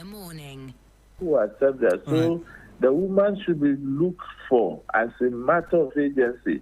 She really needs help. Then she can be given this psychological therapy. And then, like I call on the ministry and women groups in civil society organizations and women empowerment organizations should take the issue up, make sure justice is served, and the woman is given help. We should not make this case another case we have heard and it is gone. If we don't begin to set some examples, people will always be emboldened to do worse things. And we must not wait for another life to be lost before we take action. We know that the gender minister met with her yesterday and had conversations, promised her protection. They're seeking to get the children as well out of the custody of the man, even as the investigations and all others will proceed. But you've spoken to what the challenge is with the perception of the police and the fact that people are running away from. Shouldn't we have also heard by now, based on this account, the police telling us that they are investigating how and why she reported to them, and yet nothing has happened? Yes, we know there's a concern that the police should not be investigating themselves, but at least in the interim where it appears that the image of a lack of trust exists, some measures should be instituted in the immediacy to seek to restore a bit of that. You see, that's the unfortunate aspect of the whole saga. Police as an institution must understand that in every human institution, there will be these miscreants among them. So when situations like this happen, instead of them taking the bull by the horn and acting swiftly, they will not. If you listen to our police as an institution, mostly cases like this, they react to them. They have never taken initiative on their own. And just like the woman said, if they would have done anything, this lady claims she has reported this issue to 2 police stations. Is that not the case? So the 2 police stations couldn't have failed the woman. So in the circumstances that 2 police stations have failed the woman, means it's a culture. And the police are quite over it. And these are integrity issues. I was expecting that even by yesterday, when this woman audio came out about the ordeal she has gone through in the hands of the husband and reporting these issues, and nothing happened, the police should have brought the presser. I think by now, the deputy head for the 2 police stations should have been on interdiction. Straight away. And if you go to the station diary, you can easily know the investigators these cases were handed over to. And you interdict them. No nonsense scenario. Look, someone's inaction or someone's greed to make money cannot supersede the life of somebody. You understand? This is how responsive institutions work. But just like you said, it's the media, like we are talking, that will talk about it and they respond to it. You wait, by 12 midday, they'll issue a statement or something. The deputy head of the 2 police stations are interdicting, whatever, in their jargon, especially their paragraph 4, who always remain constant. Right. Mr. Kuti, I appreciate you joining us, and a happy birthday to you from all of us, myself, Helen Appiah-Ampofo Sixtus Ullo, Frederick Kunzo Tiani, Johnny Hughes, everybody and the listeners of 3FM. We wish you a fantastic birthday. We'll do the proper celebration. This one here is the interim. We'll do a big shout out for you. I'm very humbled, and all of you are welcome to my office this afternoon. Absolutely. Helen is nodding in approval. And so, absolutely. They've had the invitation, and so I'm sure they will all make it a point to be there. Thank you very much for speaking to us as well. You're welcome. That's Mr. Kuting speaking to us this morning. We have to pick a few calls because I've seen some of the lines buzzing. Let's try and pick 5. Akosia is also here, and so we'll try and pick as many calls as possible and then get into it. Hello, good morning. Hello, good morning. Yes, sir. Give us your name and where you're calling us from. Today, I've squeezed the time a bit. So, Claude, let's try and do it very straight to the point today. Okay. Mawuena, Sajewe, of course, will fear the dream. Me say 6 years ago, Tama come to one. A branch be Gimenia, Pomishi, Hopa, said on board wrestling. It's semi phone for Flamatoso Sam, you come to one police station, Kokokaya. Your question also 1, 2, 3. Police in that case in one in some catch and say, or your invisible forces in tea, and could see shame, in their chiledi. Mammy, dear chiledi. And the police phone be more. Mother, Jomoyano, and yet ye Gani by Twama, no more Yama. I'm out for dear Bonnie Gani by Toma, no Yama. Sound of me and Tomon, no more years, I didn't. Then you're ready. Right. Thank you very much, Claude. All right. appears we've lost that other person on the phone lines. A few more calls. Let's be very straight to the point. Hello, good morning. Hello. Hello, good morning. Yes, sir. Pastor, can you hear me? Yes, I can hear you. Pastor, talk to us quickly. Today, I'm pressed for time. Very brief, within seconds. Man, know thyself and be truthful. My brother, a lot is ongoing, and we will not just as the security expert said, we will not just listen to one side of the more. Abuse in marriage these days is becoming too much. If you are not ready to marry, it is not by force. Matthew chapter 19, verse 3 to 12. All these are stated there. Other listeners can read. But my brother, just recently, a sister in my church was abused by the husband. When she got to the police station as a complainant, the police lady adopts who was condemning her that she was mentally ill, she should go away. And without just even calling her, the other party. So the following day, she asked me to escort her. If I was ever ready that when she repeated it again, straight to peace. I was going straight to headquarters to report her. It was so shocking that when we got there the other day, we were given another CID. So that dog too must be given her refresher course. Because some of them, I just don't know. Sometimes we go there and they are shouting, molesting people. Anyhow, have a blessed morning. Thank you very much as well, Pastor, for calling. Hello, good morning. We have lost that other individual on the phone lines.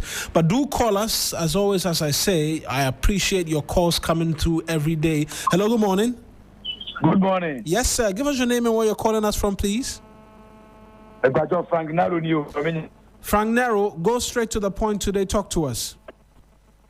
Idea. Mami Fakonya is Sunamin Chiao, any what if we any trotro driver say Rani Kutuku, Muti film, and Gangan Link in Massa, Omuti Papa Yami Shop from my passenger. You want Juma or Yamagana. Unia, and some we are kind of Yapapa Ghana had ye, Unisika, what the Musa. What to be Nyasam? I'm Nyasam, you to the before, as a police, you know. What did they call Anopai? A bobo and you met for near Jana and no man about it. No, who was our police for another madam. He said, any in your beam. Almost all Mupako court. Now I have police case. Obi to be sure be sending me or job this Yakatai. Obi betting up will be pa, yam or foe. As someone said that for his year. Otoko, Obi Yako, Abbott Wamano. Ama, police on Baku Bacheno. I'm called Portuye. Police for the farm. Actually, the baby Cocoon. Couldn't say do we are Cocoon Mumbai. You're Jarden and no funny mum. Obviously, on 50 million, on out on there. They do far on the end, you're Jarden free. Right. And the gun highest I give you for about almost a mra and Omobema and Brano, I at the Bieda. And I did this. Chief Justice Mammy, make I tell you more saying. One baby and children was in Syria, was in Syria, a boy of a Chinaco. And now what wants a Mako, your bot Wogu. Thank you very much, Frank Nero, for calling. Hello, good morning. Good morning. Yes, sir. Give us your name and where you're calling us from, please. Please, I'm called Great Ally from Great Ally. Let's hear you as well. Yeah, that's the Ajumapa Moyabwa Magan. Masa, the Utie report no abo boy no ana audio na mo boy no masa eyare ho na we eno na ma amafo soro na ubehu na sebe so no so won nimia bemba bia na ono so ko takina na okuta bemba na wana khosuye Ghana police for no masa sebi musika tani doso masa je utimi kompo ko report case Mube kwese mukochi nipa no. Ube for taxi. Nipa no so police nini so na okwa kwachi nipa no. This ono so charge you 200 and not 300. And sana more for car. Who no be fat dropping. No more. So one nipa na nche no a. Usanko police station at the same thing sa na ekoso. Na masa say the impression. One would send a buy a complaint, send a bin by a season. While Barber reported 4 times. Number 2, what's my yashi? And Uncle almost person Kunana. And now only Bemban was there. Master San Roman is a police for Musha you, the Pachomusha ye, the Binyan Tomuntino, Entina almost so sometimes. Sasan Koto moi. Not for General Air, to buy now or move that. That's by now and yet. Thank you very much, Rachel. Hello, good morning. Good morning, Honorable Mawuena Egbeta. Yes, sir. Give us your name and where you're calling us from as well. Please, my name is Brighton. I'm calling from Aboso. Brighton Aboso, let's hear you quickly. Just 2 minutes to wrap up the Nyame enshira mo papa party 3. Nyame kamo. Honorable Alaji Yakundo, in charge of operation. Any Honorable Peter T and Honorable Alaji Rao. Best say, Mamia Adeya Tununu wa prepa papa. Best say police station for call ye echo report is that cases win na. Police for no me anya won you know. Ye did training be some wasan. Ebi kura na omajiska afi be ma no e na omaja be ma no asakodi sa nsenhu no ka papa we any point say omudi no hu che ne kura we nye say ye be di court akwanyaba o we eyete e ma no ko sim 6 months bi ana say 1 year bi kura na no ebi mo de afianyansa so ba wa wari no utimi bunu se ye na yakayaka de say. Thank you very much, Bryce. Let's get another person on the phone lines. Hello, good morning. Yes, sir. I didn't quite catch the name. If you could come again, please. Very special. Very special. All right. Precious, talk to us quickly. Ghana police, we have to just wake up on them. I mean, almost give a center or door, a business, Netapamano. Well, probably, no, babe, similar time in your Ghana, so I think the sister, no, Yama on your daughter, about talking of Yamikono. Well, the police here, we just have to be removing them from west, far. You see, they catch the innocent, and they left the bad people that to their back. They are bad for the police here. We follow our police. Thank you. Report come now. Let's sack them fast and schools being one. Thank you. The police law. Thank you, Precious, as well for calling. And Precious spoke a bit of her, was saying that the police has taken us for a ride as a citizenry. Hello, good morning. Hello. Good morning, Mr. Mawuena. Yes, sir. Quickly, give us your name and where you're calling us from. Today, I'm hurrying everybody so that. Nana Mwaku, it's good to hear from you as well. Talk to us quickly so that we can. Mawuena, asemna abana ye kano. Ya asema ehuhia ye fani serious pa our Ghana because police station more as police for more Ghana nipa ho ban ne ejapade ho ban. Na oba belo pon say any akwa de me efa so wo belo porto ne mo ntimi eni akire anchi be me ankoshin be me anfa hu bi anche be manimu ama otimi akoso ayi say ma se mutasa che bi say asia ne say oba ni wuya anka sema put for the can na mi Ghana for en kwa ya put for the omuni any sika e wo say police station kono ya yi ka ipa do ho ro photo e say yi na e wo say yi sa police na di because Costa can a cost of Ghana. Hana Ghana Hana only or one Crumeni or Crumeni or Yasama. And since the Crumeni in this camp, Naples for this sketch near D as an extra or one or Crumeni now on the Yagan. Not the whole enough and worthy. Ghana Hana Yatia so Uniska was some Ilubia. Yes, so one more Ghana fall by say on this camp with the say I didn't know you be found you pass up you put for Neddy. Thank you, Nana Mwaku, as well for calling. Final caller for the morning. Hello, good morning. Fine morning. Ninungwa, talk to us. You are our final caller for today.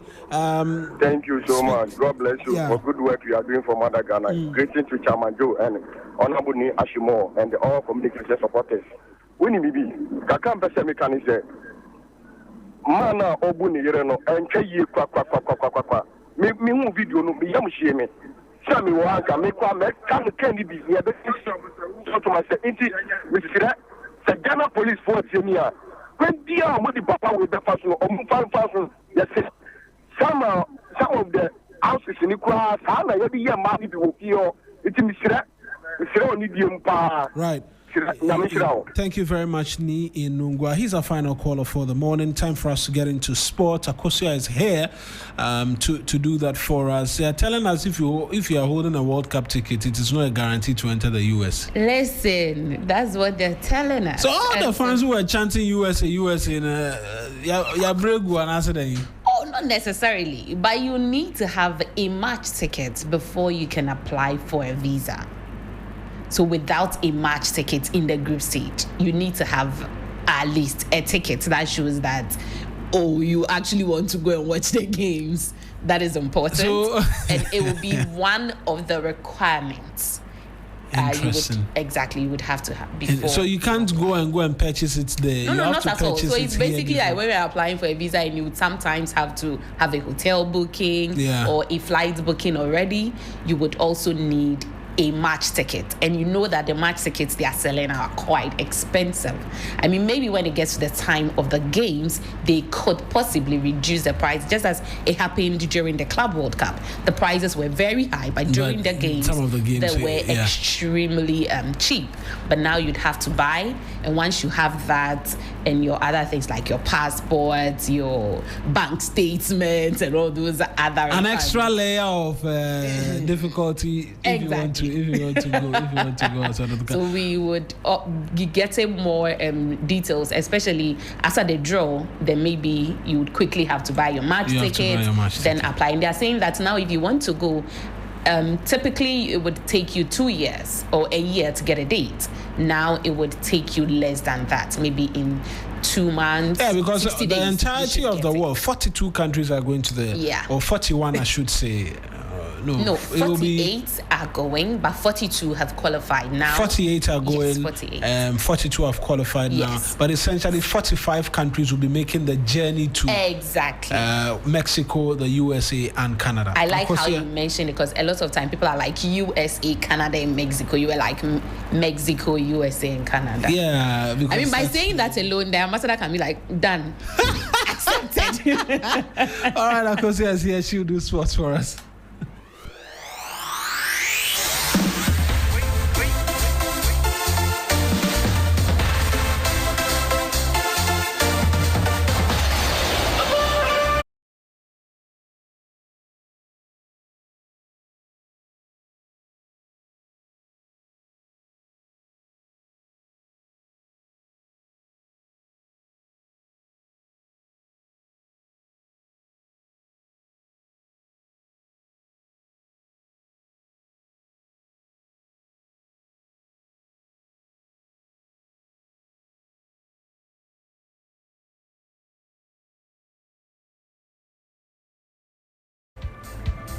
Well, it's time for sports on Sunrise with me, Akosia AJ. We'll be looking at a lot of things or stories that are happening in the world of sports. We'd actually look at what is going on so far as the World Cup is concerned. How can you go to USA? They're telling you if your country has qualified, there's one thing you need to do.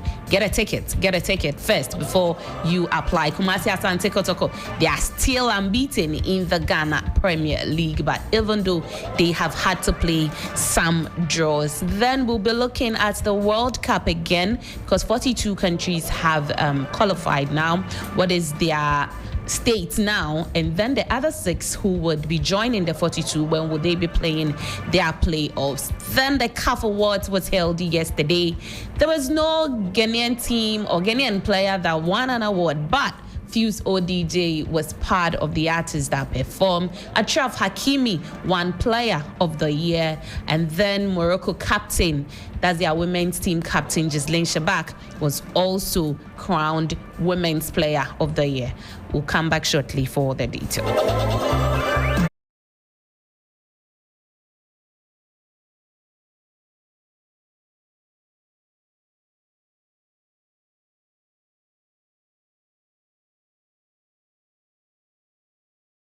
From the Ghana Premier League, where Asante Kotoko ended their 2-game winless streak with a hard-fought 2-1 victory over Young Apostles in their outstanding Week 6 Ghana Premier League match at the Baba Yara Stadium. After a dominant match first half that saw them going goalless. Hubert J will open the scoring with a powerful strike early on in the second half. Young Apostles quickly equalized to a Richmond Opoku header.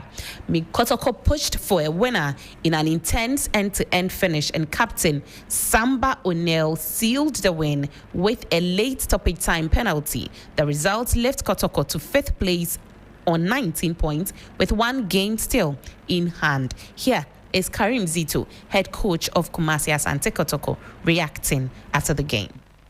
In terms of the play, what I was expecting was what happened at the end of the game. That is, we winning. As to the number of goals, I don't care. All what I care for was to win at the end of the 90 minutes or 90 plus, and it happened. But aside that, the goal they equalize was a little bit defensive error. It was stoppable, and it's painful when you had a goal. We have stoppable goals that you can stop, and then we have workable goals that you can stop.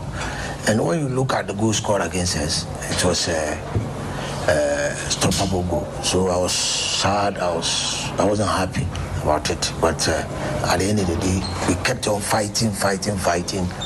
So here, I would say wanting to win was the power of how we were able to end up by beating them 2-1. Kumasi Asante Kotoko head coach Karim Zito. Then now to the CAF Awards, as Morocco's right back Achraf Hakimi has been crowned the 2025 African Footballer of the Year at the Confederation of African Football's award that was held in Rabat on a successful night for the host nation. The 27-year-old beat Egypt captain Mohamed Salah and Nigeria striker Victor Osimhen after helping club side Paris Saint-Germain to the French title and their maiden Champions League trophy. Hakimi, who missed out on the top spot in 2023 and 2024, became the first Moroccan to win the award since 1998. I would like to thank His Majesty King Mohammed VI for providing us with all the different sporting infrastructure and facilities in Morocco, and also we are really proud of him. I would like to thank my President Nasser Khalafi for his trust from the first time he signed me. It's been 5 years now that we've been together. I know my teammates in Paris Saint-Germain, you know, all those that have helped me to be the kind of player I am today, and up to even becoming the best African player. I can say thank you all. I'd like to thank our President, Fuzi Lecture,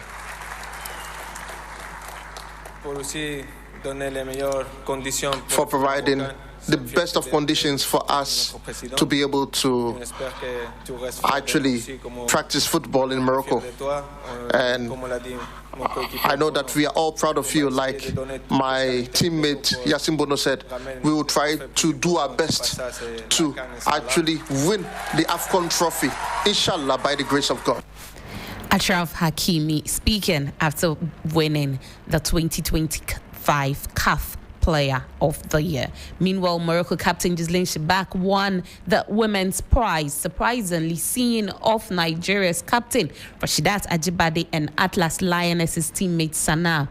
They were very proud, or she was very proud about this new feat. I dedicate this trophy to them.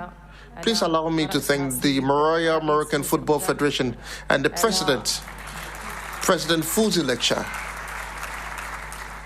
And I would like to thank them for their efforts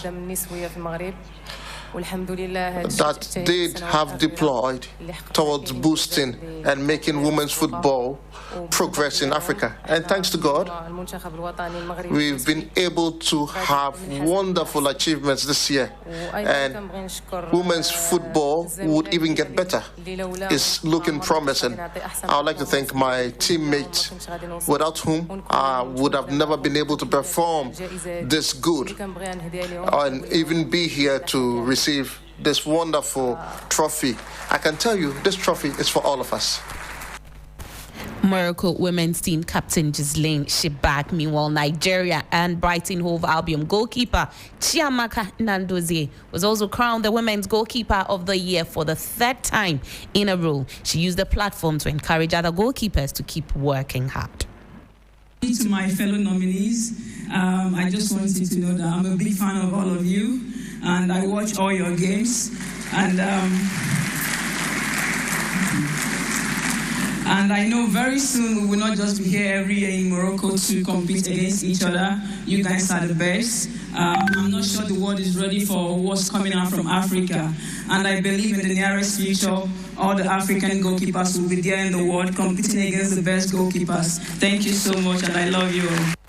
Chiamaka Nnadozie there. We ran through the award winners from yesterday. Player of the Year, Achraf Hakimi from Morocco. Women's Player of the Year, Ghislaine Shibak, also from Morocco. Men's Coach of the Year went to Cape Verde's coach, Bista. And then the Men's Goalkeeper of the Year, Yassine Bono of Morocco as well. Yassine Bono of Morocco, as I said. Then there's a Women's Goalkeeper of the Year going to Chiamaka Nnadozie, who won it in 2023, 2024, and also in 2025. Men's Interclub Player of the Year went to Festin Mayele of Pyramids. Men's Club of the Year, Pyramids FC. National Team of the Year went to Morocco's U20 team for winning the World Cup. And then there's the Women's National Team of the Year going to the Super Falcons of Nigeria for winning the Women's African Cup of Nations for the 10th time. Men's Young Player of the Year went to Mama of Morocco. Women's Young Player of the Year also went to Doha El Mandani of Morocco.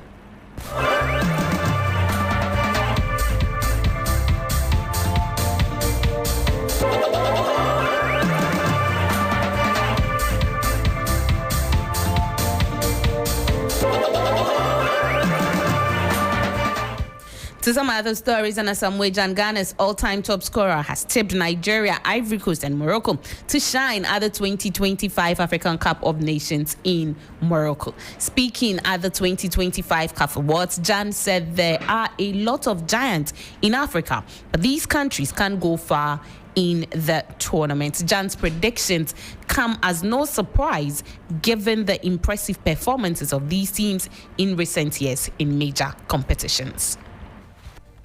I think we've got a lot of giants who are going there. Ghana is out, which we are very disappointed, but it's okay. We qualified to the World Cup. Nigeria did well. They were close last 2 years. Ivory Coast did well, so we have a lot of teams. Morocco is also a strong contender who are also doing well.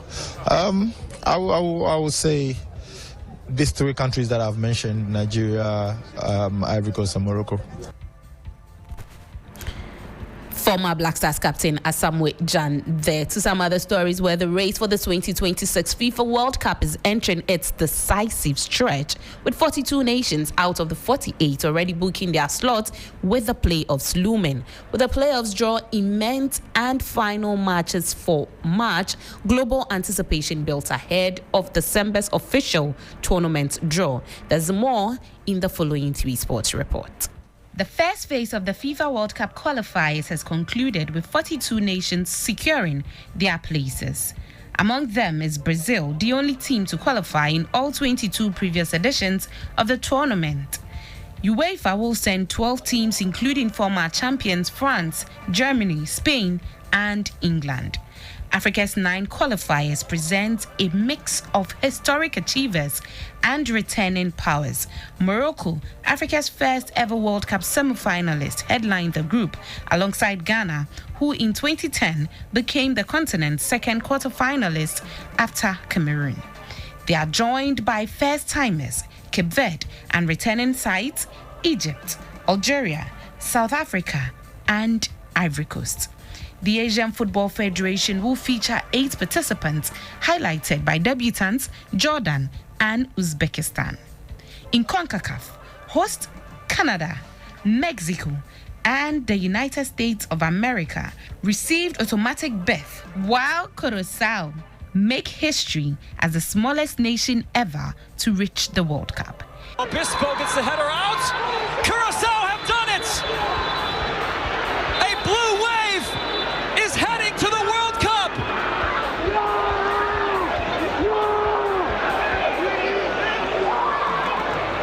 Haiti added an inspiring chapter of will determine 4 parts that will produce the last 4 European qualifiers for the 2026 FIFA World Cup. Traditional contenders such as Italy, Turkey, and Sweden are among those waiting to learn their route. The Intercontinental Playoff is expected to produce 2 teams who will complete the final 48 teams for the tournament. The final qualifying matches will take place in March, when 6 additional nations will join the 42 already qualified.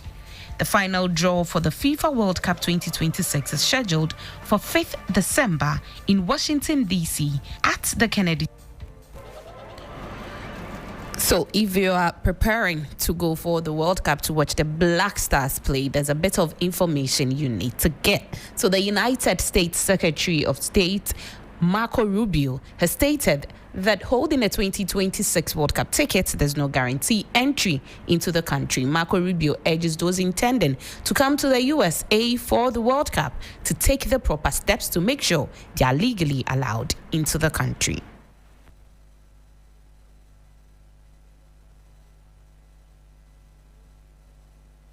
We've deployed over 400 additional consular officers around the world to deal with that, in some cases doubling the size of the consular presence in our embassies in certain countries.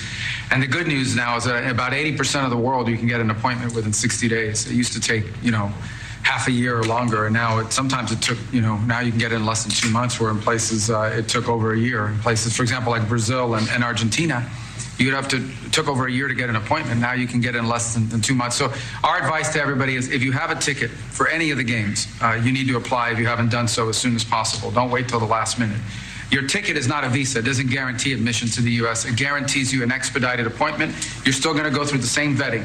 We're going to do the same vetting as anybody else would get. The only difference here is we're moving them up in the queue. We're moving them up faster. But my advice to everyone that's watching around the world is, if you intend to come to the games, you have to have a ticket.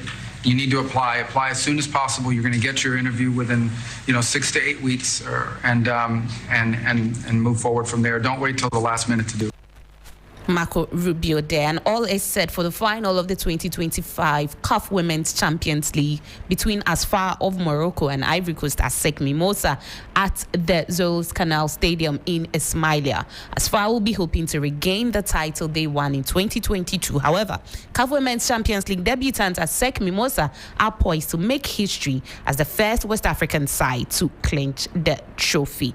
In basketball, LeBron James became the first player to take part in 23 consecutive NBA seasons when he stepped onto the court for the Los Angeles Lakers this week. The 40-year-old, who missed his side's opening 14 games of the season because of sciatica, contributed 11 points, 12 assists, and 3 rebounds in 30 minutes of a 142-126 home win over the Utah Jazz. That's it for sports on Sunrise. My name is Akosia AJ. Thanks for listening.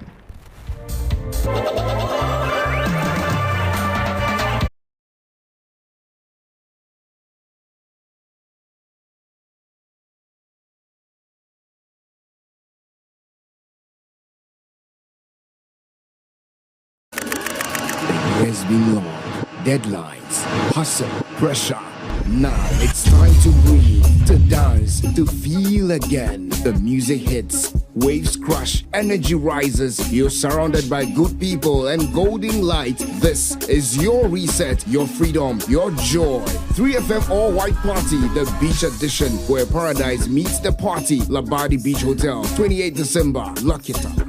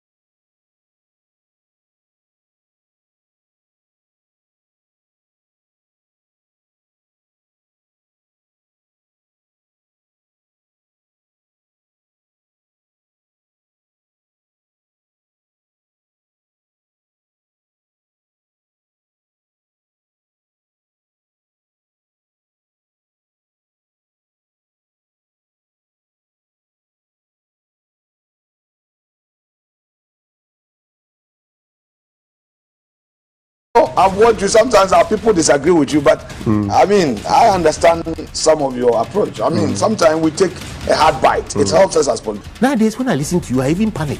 Why? Maybe, hey, why do you panic? The way you, Papa, you know Papa. Figuratively, he bites as hard as he can. Okay. And of course, when he puts his fangs into you, you certainly feel it. I think it pretty Watch Johnny's bite.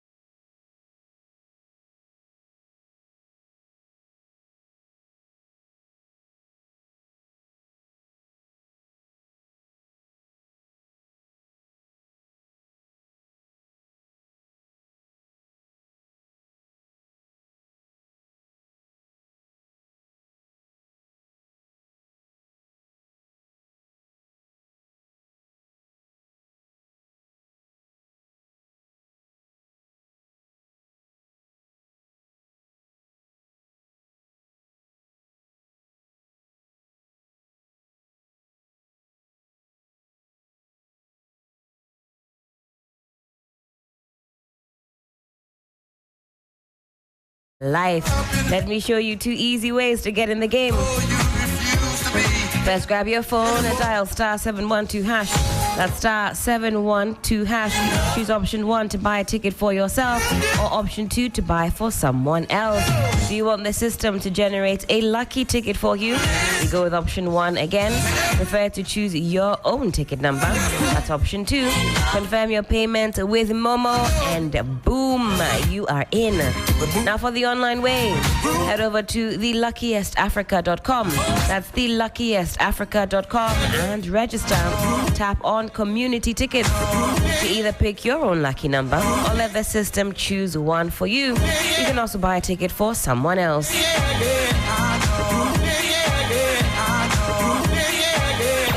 3FM Sunrise. And when it's time to pay, use Momo if you are in Ghana, or pay with your card if you are abroad. 1 ticket can multiply your money by 500 times,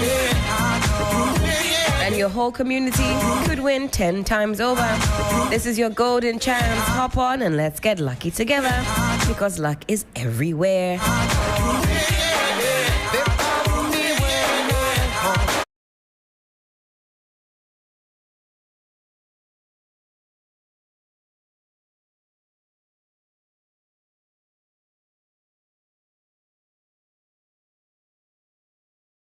Music and fine dining at the Mawuena Classical Music Night. It's happening on the 27th of November at the Mawuena Ambassador Ballroom.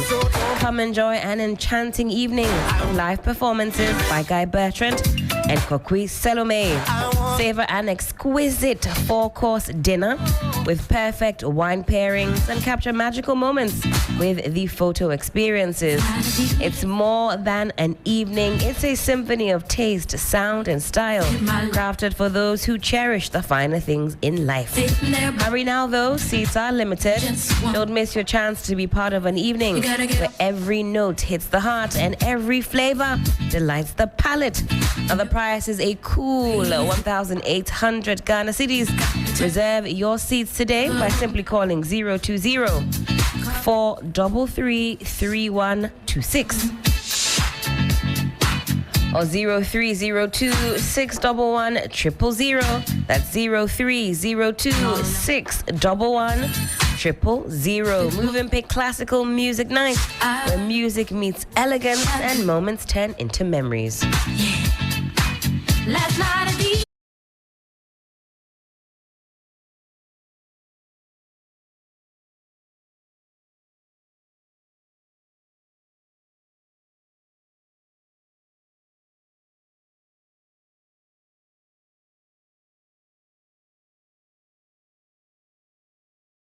looking to fuel your expertise, empower your career, strengthen your organization in the oil industry? Well, in today's competitive energy market, success depends on how well you understand the business behind the barrel. So don't miss this exclusive training program on downstream petroleum operations and price risk management by Rosebank International University College. Master the skills to navigate price volatility, improve supply chain efficiency, and boost profitability. Have the knowledge that fuels performance.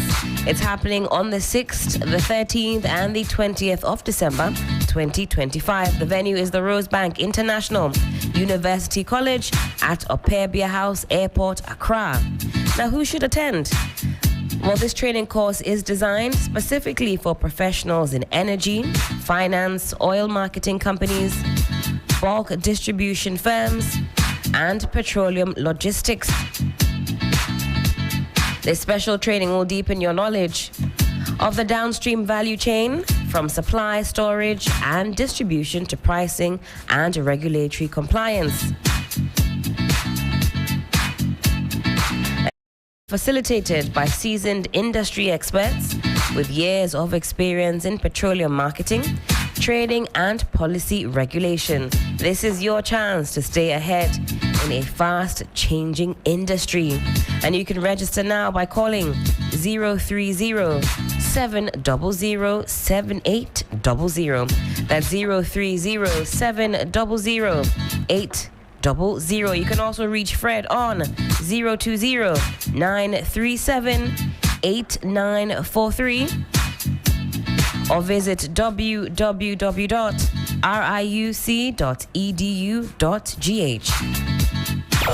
3FM Sunrise.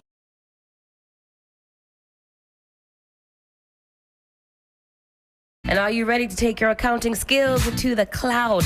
In today's fast-paced business world, smart leaders don't just work harder, they work smarter. That's why successful companies are switching to cloud-based accounting with QuickBooks. Register for the special tailor-made training by Rosebank International University College on cloud-based accounting with QuickBooks Online and learn how to manage finances anytime, anywhere. Whether you're an accountant, business owner, or finance student, this hands-on workshop will empower you to work smarter, faster, and more securely. Learn how to automate your bookkeeping, track cash flow in real time, generate instant reports, and access your financial data securely anytime, anywhere. Now, it's happening from the 29th of November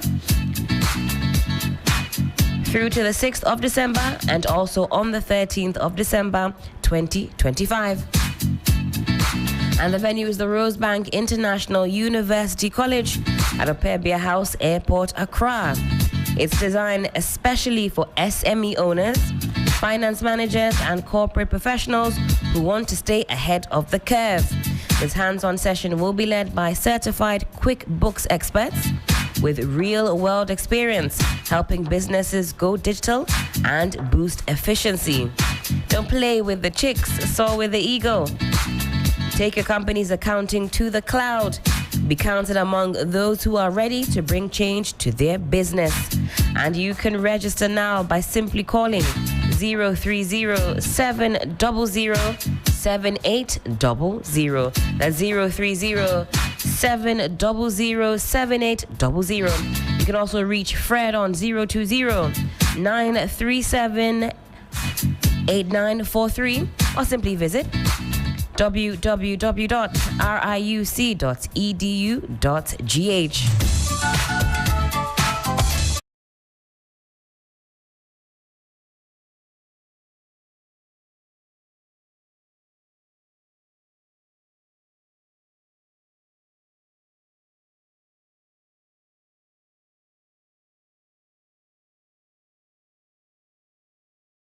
For the 3FM Family Fun Day, can I get a yeah, yeah?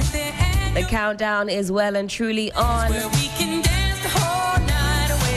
And you and I know that every now and then it becomes necessary to take a break from us parents or guardians. This is why Cerelac and 3FM are inviting you to the Family Fun Day. We're calling it Familac 2025. That's right. Hashtag Familac 2025. Happening December 5th at the Good Park. There'll be a pampering zone for parents. Lots of games, a massive kiddie zone, family challenges, food, music, and so much more. Yes, finally it is here. To attend and register your family for free by simply dialing *928*. 12*11 hash. That's *928*12*11 hash. Now for vendor bookings and inquiries, do call 053 1100927. That's 053 1100927 or 053 2200927.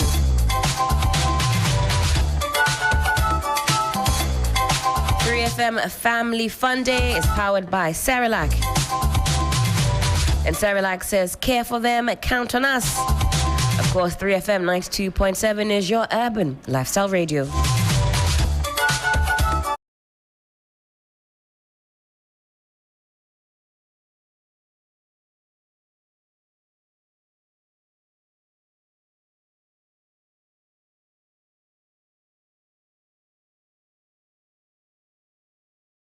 Now for a very quick break. When we come back, we get into our pertinent issues of the day. Do be sure to engage us on all of the socials. You can find us on Facebook, you can find us on X, also on Instagram, and also streaming on YouTube.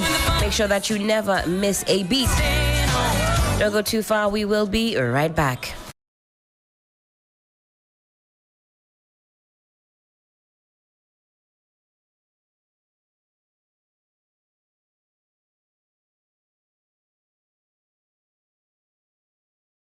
I've watched you. Sometimes our people disagree with you, but I mean, I understand some of your approach. I mean, sometimes we take a hard bite. It helps us as politicians. Nowadays, when I listen to you, I even panic. Why? Maybe, hey, why do you panic? The way you, Papa, you know, Papa. Figuratively, he bites as hard as he can. Okay. And of course, when he puts his fangs into you, you certainly feel it. I think it pretty. Watch Johnny's bite.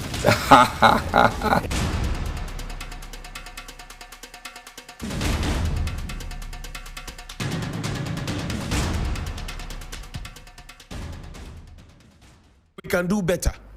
In wrapping up, for example, Kunzo, show me the cattle grazing in the heart of the city. We say we are getting better. This was around the Kolebu area.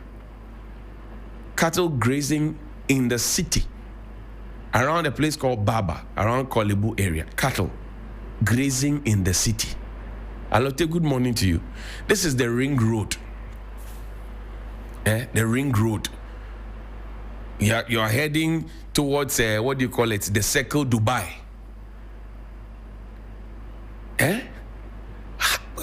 What is wrong with us? And you have assemblies there, you have DCs and MCs there, you are supposed to have, Metro guards there, you are supposed to have Kominini, everybody is there, but everybody seems to watch. Look, where the cattle were grazing, it's not far from where the police checkpoint is. And they see somebody following the cattle and shepherding the cattle and holding a stick and guiding the cattle. And they are watching. Here ends my sermon. Please call me 055-924-2717. And I still don't understand why, as a country, we still collect monies from people who want to serve our country. Recently, people have been making videos, and it is true indeed. They literally bait you elsewhere with goodies and how much you'll be paid and what will be. They are in the eateries and in the parks, etc., sharing leaflets and talking to people, as to why they should come and join the army and all of that. In our case, you have to pay. And you literally be humiliated. You have your forms. You'll be made to move from this side. Say, hey, everybody left. Hey, everybody right. Hey, everybody go now. Everybody up. I know it's a regimented space, but can we change things the way it is? I remember that, 84,000 people were made to congregate at the Elwak Sports Stadium once upon a time. We took monies from 84,000 young people. How many jobs did we give them? How many jobs did we give them? And it looks like it's a money-making venture for everybody, from the universities to the law school to the police to the immigration to fire service to prisons to the army. It looks like it's a money-making venture for people. I am not saying that because you have space for 13 people, you should sell 13 forms. No. You can have a certain threshold, or maybe sell a double or triple. That's understandable. You have space for less than 100 people, and you sell forms for more than 2,500 people.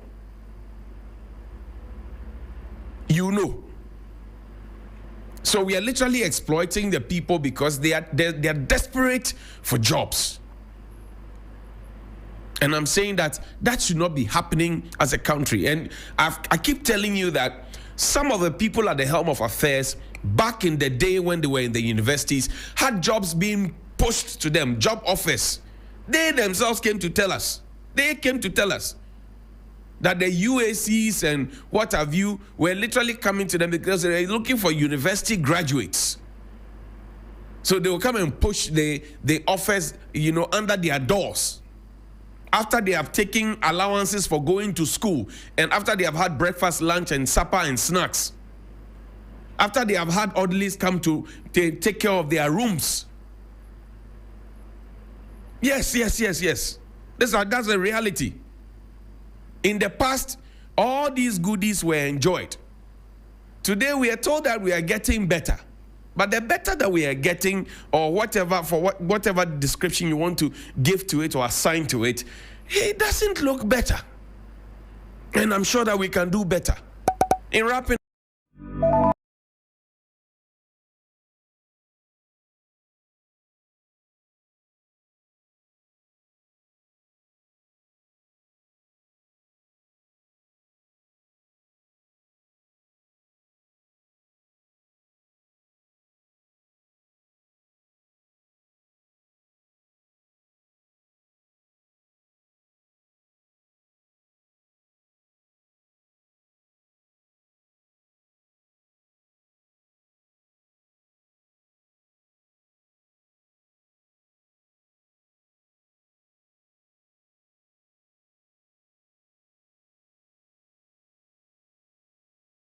here on 3FM Sunrise, on 3FM 92.7. Thank you so much for deciding to stick with us all morning long. A couple of things that protect us, who all know the trouble it brings.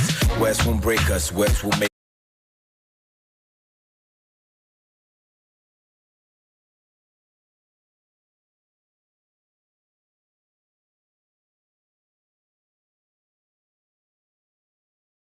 for the morning, and this one centers around now removed Chief Justice Gertrude Tokonu, and we know that yesterday there was some ruling made at the ECOWAS court. Let's take a very quick listen. If you're watching us on Facebook, you can also see the visuals there.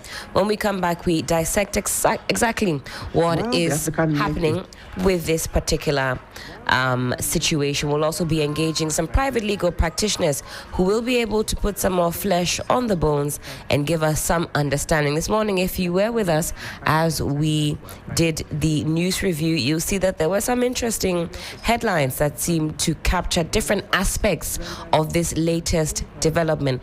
Let's take a listen, however, to that ruling at the ECOWAS court. When we come back in studio, we'll dissect the matters in more detail.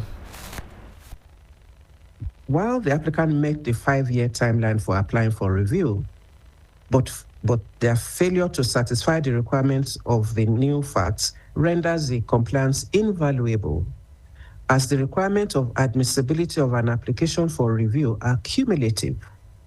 The absence of one of them is sufficient to endanger the admissibility of the application. In the light of the foregoing, the court hereby declares that the application for revision of judgment number ECW/CCJ/JUD/44/23 delivered on the 24th of November 2023 is inadmissible. And for that reason, sitting in public, the court declares that it has jurisdiction to determine this case. However, declares the application is inadmissible and orders each party to bear the cost. The full complement of this judgment will be made available to parties upon signature by panel members.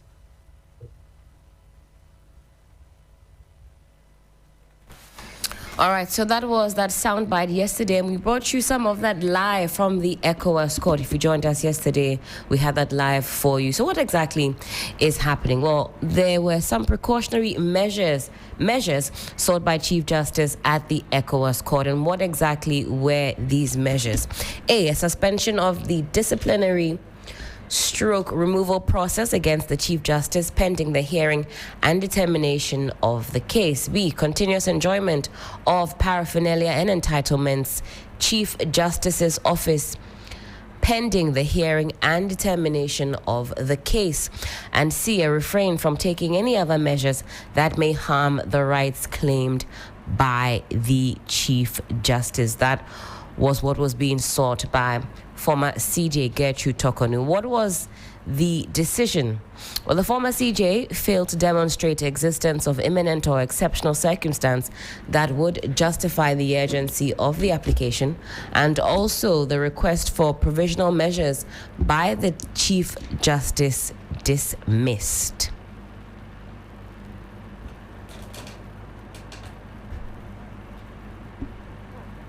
All right, okay. Mawuena is here. You help us carry on with that. So, on the subject matter of whether or not the court had jurisdiction, which was the argument which was put forth by the Attorney General, it was decided upon that the court has jurisdiction to hear the application, which is a substantive matter which has been filed by the former CJ, where there are rights abuses. She's demanding in excess of $10 million US dollars, actually. So that is a substantive case which is yet to be heard. And preliminary objection by the Attorney General on the court's lack of jurisdiction as well dismissed. And we know that there were subsequent orders which were given, which included the Attorney General asked to file their defense to the substantive case within 30 days of the delivery of the ruling. And so TikTok is 30 days. I'm sure it's not inclusive of the weekends. And so 30 days since this date could be somewhere around the third week in December, somewhere in the third week of December. The expectation is that the Attorney General would have filed her defenses.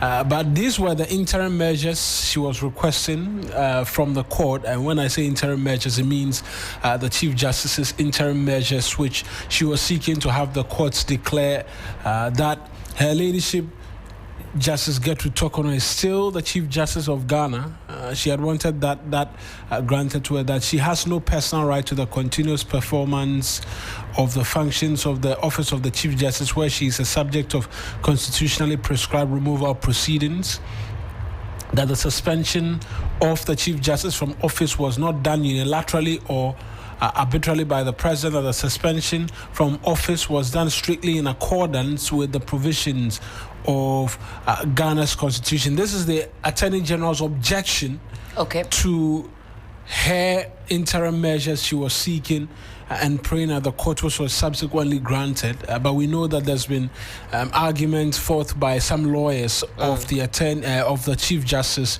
who say that they were no longer interested in having these interim measures granted to them because once someone was in the acting capacity, and amongst many other things, there was a vetting and the subsequent approval of Chief Justice Bafo Boni, then all of what they were asking for was no longer relevant, and they were seeking to simply push for the right abuses and the subsequent damages, if we can call it that she's praying behind it to her. But these, nonetheless, are the objections that came from the AG's office, that the suspension of the Chief Justice pending the outcome of the removal proceedings does not occasion a serious or an irreparable damage, and that the substantive application is manifestly inadmissible. Also, the AG argued that the court is manifestly incompetent to assume jurisdiction over the substantive suit. We know that that's been heard and dealt with, that the substantive application does not disclose any success as well. That is a matter to be determined for which reason he's been asked to file his defenses. And so, yeah. All right, certainly, man, I thank you for that. And as I mentioned, we will be engaging some private legal practitioners to put some more flesh on the bones. Sixtus Ullo, lead producer here at 3FM Sunrise, joins us for this discussion. Sixtus, good morning. Good to see you. Good morning, Helen. How are you doing? God is good. All the time. And God all the time. Hey. All the time and all the time. No, God is good all the time, and all the time God is good. I wasn't sure. That's what I heard some words going in a different direction. Now, you're the one not sounding good.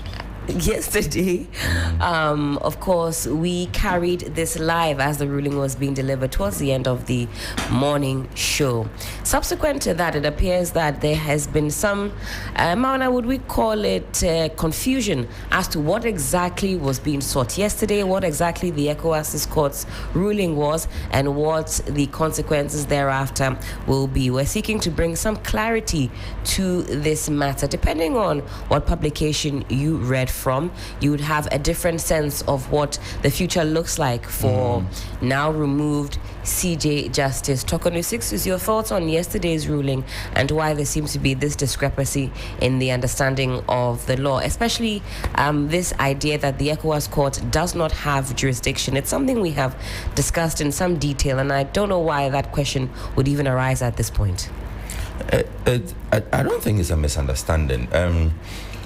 There are two things that would always come up as preliminary objections, and usually it's a question of jurisdiction, a question of capacity. And when you go to court, you go as or based on a certain cloth that the law has given you. It says that you should either be a direct sufferer of the issue, or you should be directly connected to it, or be affected in one way or the other by the particular issue. If that is not the case, then you don't have the capacity to bring an action in such a matter. Again, we say that if a court doesn't have the authority to hear a matter, and the court sits and hears that particular matter, then whatever judgment comes out of that particular decision or process is void. Void means that it doesn't stand. It is deemed to have not even occurred at all.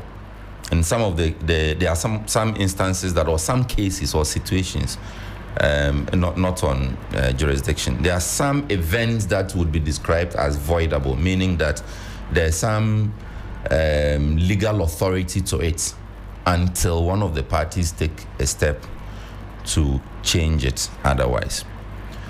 And the issue of jurisdiction is important because we want to be sure that the persons who are sitting in judgment of you, they actually have the legal authority to do so. Right.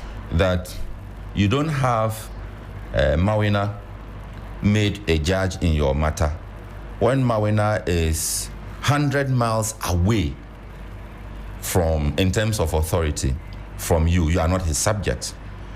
So in terms of, let me use traditional rulership. Right. If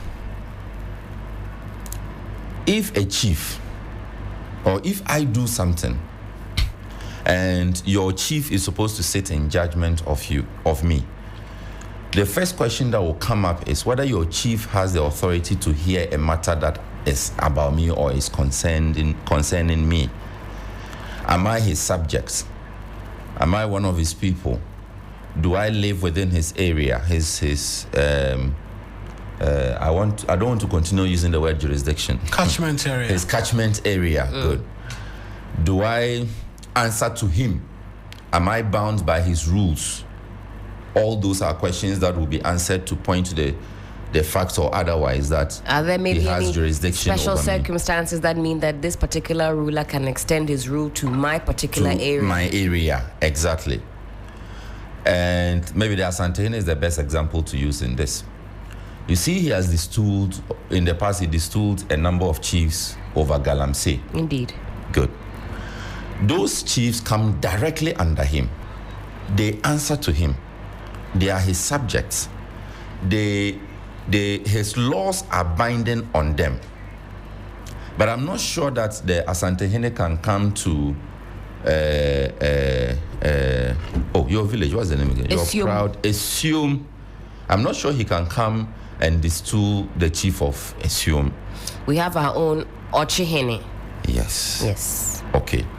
And I beg you, if traditionally the facts are otherwise, I beg you. It's just an example. I need to issue that disclaimer. Certainly. So everything that happens, it's in a certain line of authority, presided over by a person given the power to exercise that judicial authority. It is the same way you should look at this one. Ghana is a sovereign state. Indeed, all the countries are sovereign, and we all have our laws that we enact for ourselves that are binding on us. So we decide how we want to appoint our Chief Justice. We decide how we want to remove our Chief Justice from office. We decide whether we'll just wake up one day and say, we don't like your face, go. Or we say that, well, we don't like your face, but we can't say go. 1, 2, 3 has to happen before we can say go. We determine all those things for ourselves and we put them into a law. But because we live in a global world and we have relations with other countries, so the 4 of us in the studio here are different countries.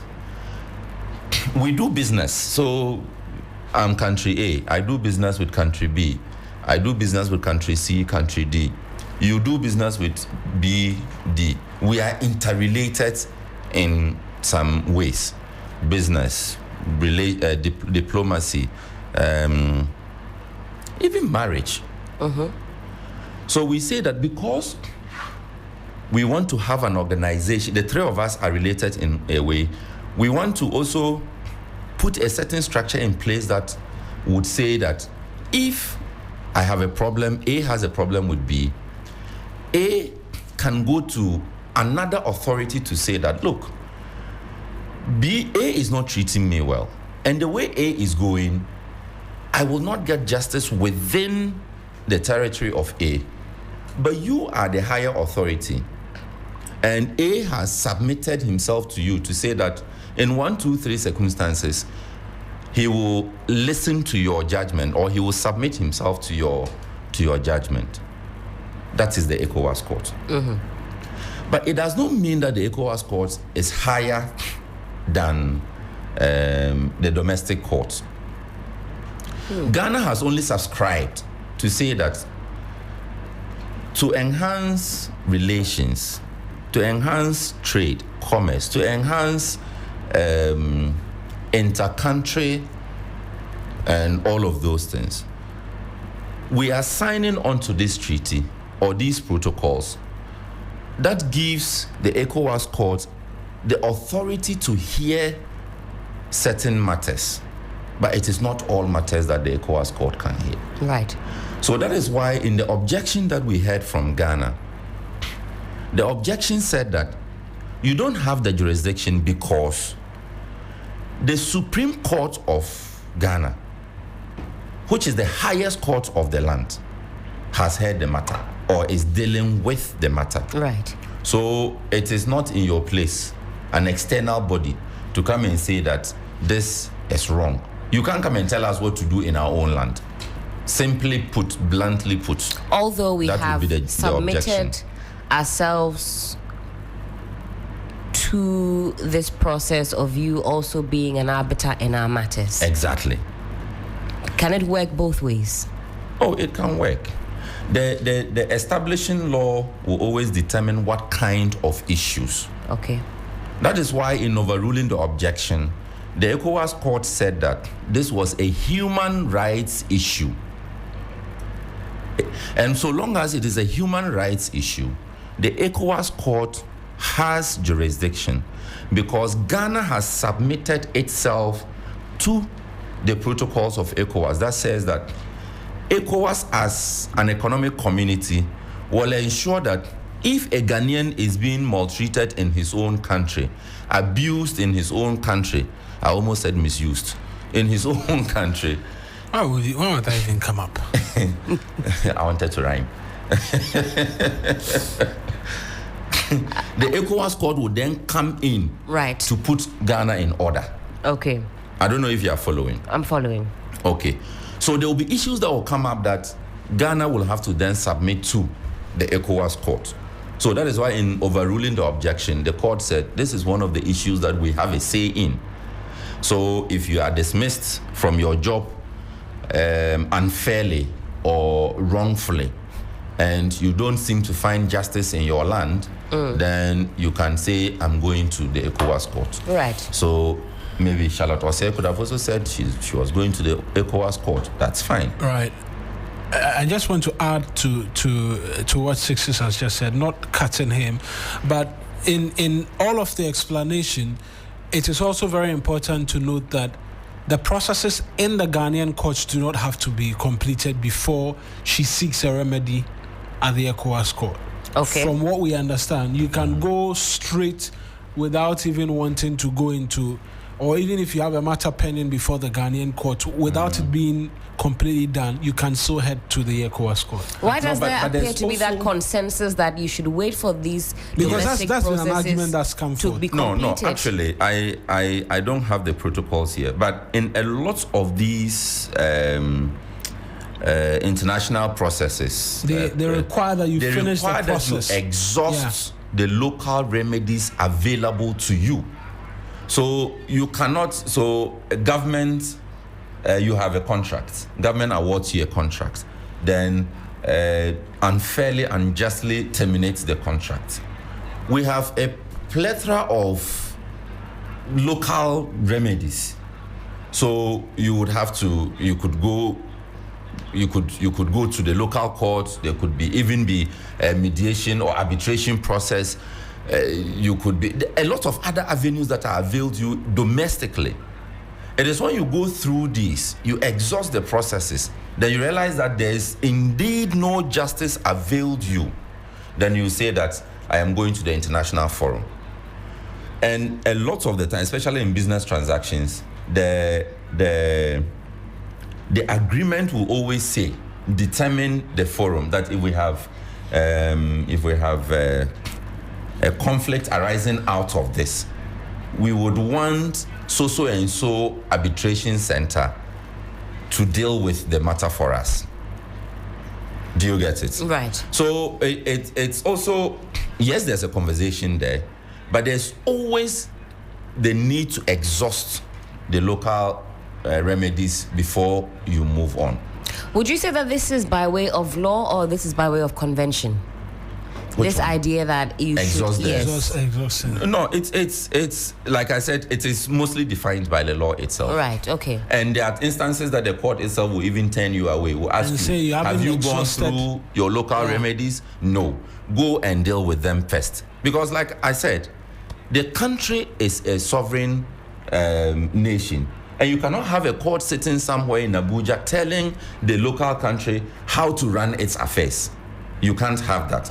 So it is when you have exhausted the processes, then you feel that there's still some injustice done you, then you say, okay, there's another forum I can go to. Certainly. Well, I'm surrounded by lawyers this morning, and Austin Bracco Powers is a private legal practitioner, no stranger to our platform right here on 3FM Sunrise. He joins us this morning, and as I said, we're putting more flesh on the bones as far as this conversation is concerned. Austin, hello, good morning. Good morning, Helen. How are you doing? I'm doing fantastic. Long time no speak. What's the latest? How are you doing? Oh, I'm doing well. It's just that you are the latest blogger in town. So. I am back to a plethora of issues. Now, I know that you've had some bites on this particular issues, but we haven't spoken to you on the morning show, so we're seeking your legal perspective as well on yesterday's ruling. Your preliminary thoughts on this? So, I think, Ellen, the ECOWAS Community Court dealt with the matter as it should be, and I think they did a good job. First of all, by dismissing the application for interim measures made by the dismissed Chief Justice, and again dismissing the jurisdictional objection raised by the government. I think I've heard many people say that the ECOWAS court was supposed to have upheld the jurisdictional objection raised by the government, and in fact, I'm just cringing. I don't understand where those making such arguments are coming from. The perspective, and the authority, the basis of which they are making those comments. Because if you are mindful of the ECOWAS, the rules of procedure of the ECOWAS court, you know that. But specifically, when you look at even the 2005 protocol. The supplementary protocol, the ECOWAS 2005 supplementary protocol, particularly Article 9.4, it is clear that the mere allegation of violation of human rights is enough to invoke the jurisdiction of the court. So I don't understand when people say that the court was supposed to have referred the matter to the domestic court to exhaust the process before it does. That those people are not aware of the jurisprudence of the ECOWAS court. If you are aware of the jurisprudence of the ECOWAS court, you know that the mere allegation of violation of human rights is enough to invoke the jurisdiction of the court.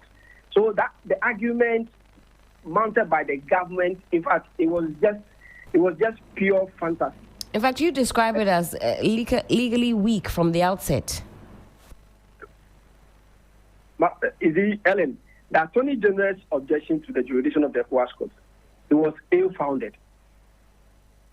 And I don't think that the Attorney General is unaware of the jurisprudence of the court, particularly looking at the court's well-established jurisprudence. And I understand, when you look at Article 9.4 of the 2005 supplementary protocol, it confers jurisdiction on the court to adjudicate matters alleging human rights violation.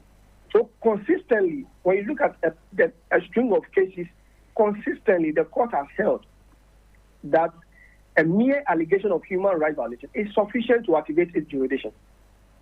And when you look at the case of the dismissed Chief Justice, the core complaint is that the proceedings of Article 146 Committee violated their right to a fair hearing under Article 7 of the African Charter, among other provisions. This alone was adequate to bring the matter within the court supervisory authority.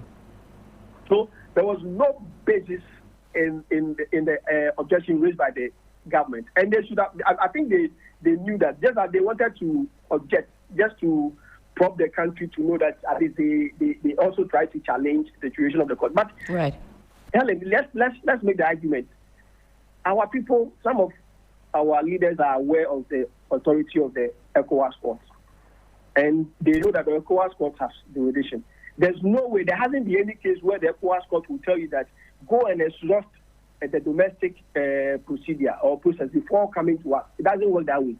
If the complainant alleges a violation of human rights or a breach of a fundamental human right, those allegations are enough to invoke the jurisdiction of the court. So it was the objection by the government was baseless, ill-founded, and was of no substance. Now, there seemed to have been this general consensus, I suppose, also amongst the layman, that would be the proper way to do things. You say that that's just not steeped in law. And by that I mean exhausting the domestic processes before actually inviting the ECOWAS court to make a ruling. No, but Helen, I've also heard people say Ghana is a sovereign. Sometimes they should stop that kind of argument. Usually, when you know you are doing something which is not in the right, or you are doing something wrong, that is when you start, moving along the old and tired road of sovereignty, that we are a sovereign state. We have our own court, domestic court, and the ECOWAS. In fact, why did you even subscribe to the ECOWAS court in the first place? Why did you subscribe to the ECOWAS court? Only to be reciting the old and tired phrase that we are a sovereign nation. Who says Nigeria is not a sovereign nation? Do you know the number of cases the ECOWAS court has determined against the Nigerian government? Who says Cote d'Ivoire is not a sovereign state? Who says Benin, Togo, and the rest are not sovereign states? They should stop that line of argument. It's disingenuous. The thing is that the ECOWAS court is there to superintend over the breach of fundamental human rights, irrespective of whether you've initiated a conversation or a process in your domestic courts. And always, the thing is that, Helen, the jurisprudence of the ECOWAS court is clear. They do not serve as an appellate court. They don't serve as an appellate court over decisions made by domestic courts. No. Their work is to ensure that the bargain, you subscribe to be a member of ECOWAS. ECOWAS has a string of protocols. We also have the African Charter on Human and People's Rights. Are you obeying those rights, abiding by those provisions, the articles you subscribe to? Are you respecting them? In fact, a Nigerian can sue the Ghanaian government in the ECOWAS court. In fact, there have been cases where a Ghanaian has sued the Nigerian government in the ECOWAS court. Why didn't the Nigerian government say they are a sovereign state? So ECOWAS Community Court has no jurisdiction. They should stop that kind of argument. It's business. In fact, it's business. We should understand that we work in a community, a committee of nations. We complement one another. If there are breaches or allegations of breaches of fundamental human rights or violations of human rights, the complainants, individuals, the injured individuals have a legitimate claim to go to the ECOWAS court. Right. Also, let me certainly, and that cannot be stopped. Let me pause you very quickly on this point. I'm going to explore it in further detail because I'm sure you know that this comment that you've made about this tired use or this tired line of Ghana being a sovereign nation is certainly going to pique a lot of interest. And even amongst the legal fraternity, there are quite, shall I say, polarizing opinions on that particular one. So bear with me. Let me also introduce very quickly into the conversation lawyer Christian Malmhesi, private legal practitioner, also no stranger to the platform. I know you've got a busy morning, so Christian, I'll let you have your bites so we can let you go. Hope you're doing well. Good morning. Good morning, Helen. And is it Mr. Powers? Yes, he's on the line. And your listeners alike. Yes. Good morning. Good morning. Grateful to have you. I know you've got a busy morning. I want to get your bite on this particular ruling we heard from the ECOWAS court yesterday. It's something we're dissecting this morning. A very interesting thoughts also coming from Austin Bracco Powers. He says this idea or this line that is being parroted, we're a sovereign nation, we need to retire it because we've submitted ourselves to the ECOWAS courts. What do you make of that? I mean, initially when the government filed that preliminary legal objection, it was this platform and also TV3 that I mentioned that the government does not have a legal point. Indeed, it has come back to bite them. If you look at the formation of ECOWAS, right down to, formation of ECOWAS and through Article 75, we signed off the treaty to be part of that community of states. And then if you look at sometime in 2001, the ECOWAS court was set up, and it dealt with other matters, but not with human rights. And then down to 2005, they had a revised treaty which added human rights issues to it. And indeed, the court relies on member states to enforce its orders and judgments. So for me, it baffled my mind when government, through the learned Attorney General, sought to raise objection to the jurisdiction. Indeed, the court exercises original jurisdiction, and so where that is so, it just baffles one to think. And not just that, if you go to the African Court for Human Rights and all of that, there are a number of cases that they are decided on where member states had raised legal objection to jurisdiction, which had been thrown out. You see, once, yes, sovereign states, but sovereign states exist in principle, but in legal terms, it does not. It is not absolute, because once you cede part of your sovereignty through jurisdiction to an apex court, that apex court has a degree of jurisdiction over the local court. And indeed, given the parameters that had been prescribed in that legal mandate, which invokes the jurisdiction of that particular court, it extends to that particular country. So, in simple terms, what I'm saying is that when Ghana ceded part of its authority in terms of jurisdiction, its territorial jurisdiction, when it comes to cases bordering on these matters to the ECOWAS court, there was no way Ghana could object to the ECOWAS court exercising jurisdiction in respect of this. So it was perfect. What the ruling that came off was very expected. Right. Now, what does it mean then for Justice Tokonu to have established a prima facie case, but still lose on the request for interim relief? Oh, so you see, the interlocutory injunction that is filed at that place, just as the law is, Mr.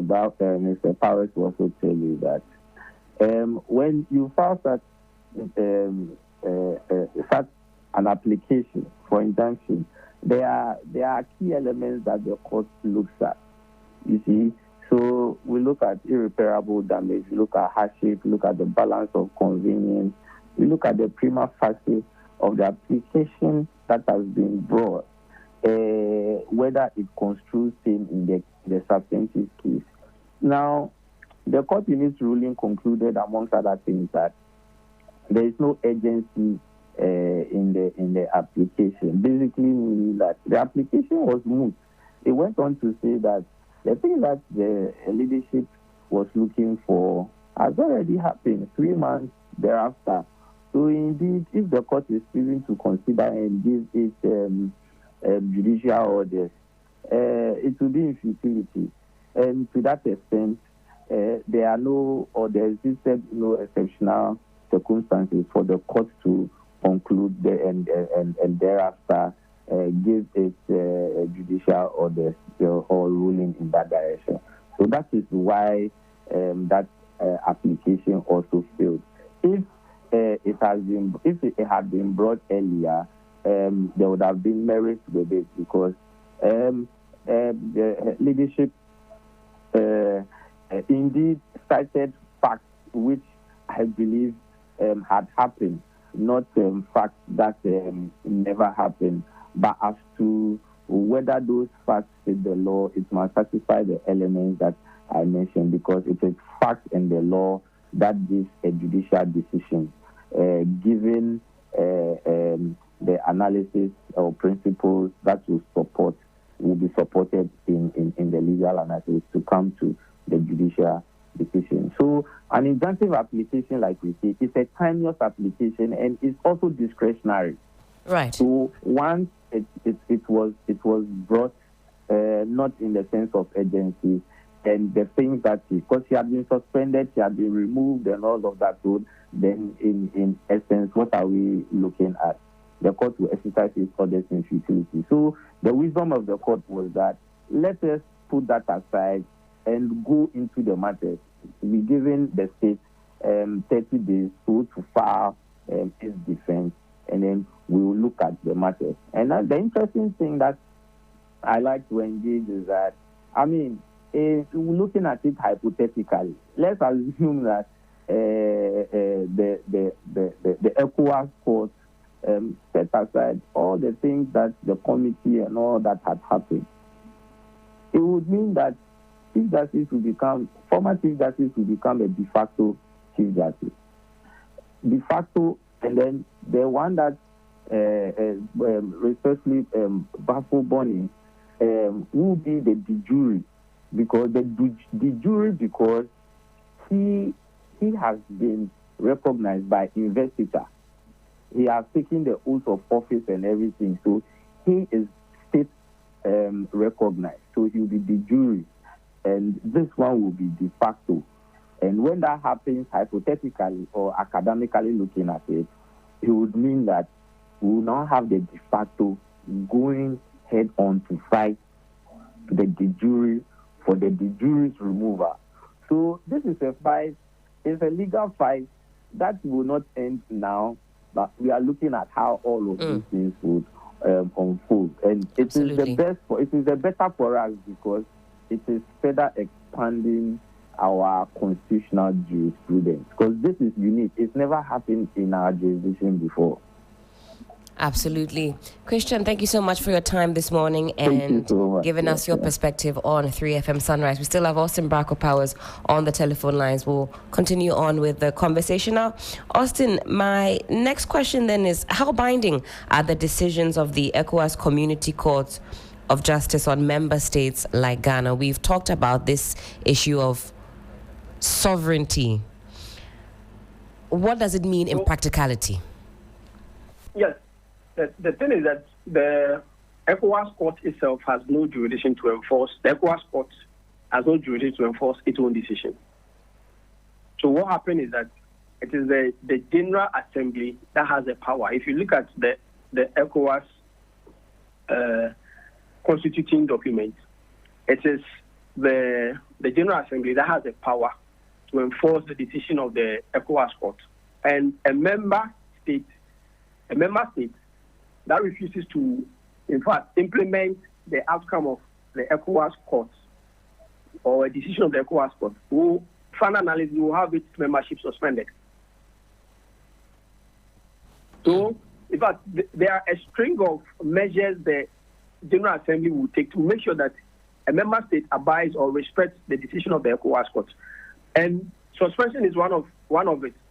If you refuse to comply with the decision of the ECOWAS court, they will invoke the relevant articles to suspend your membership of the community court. And I'm not sure Ghana will want to suffer that consequence.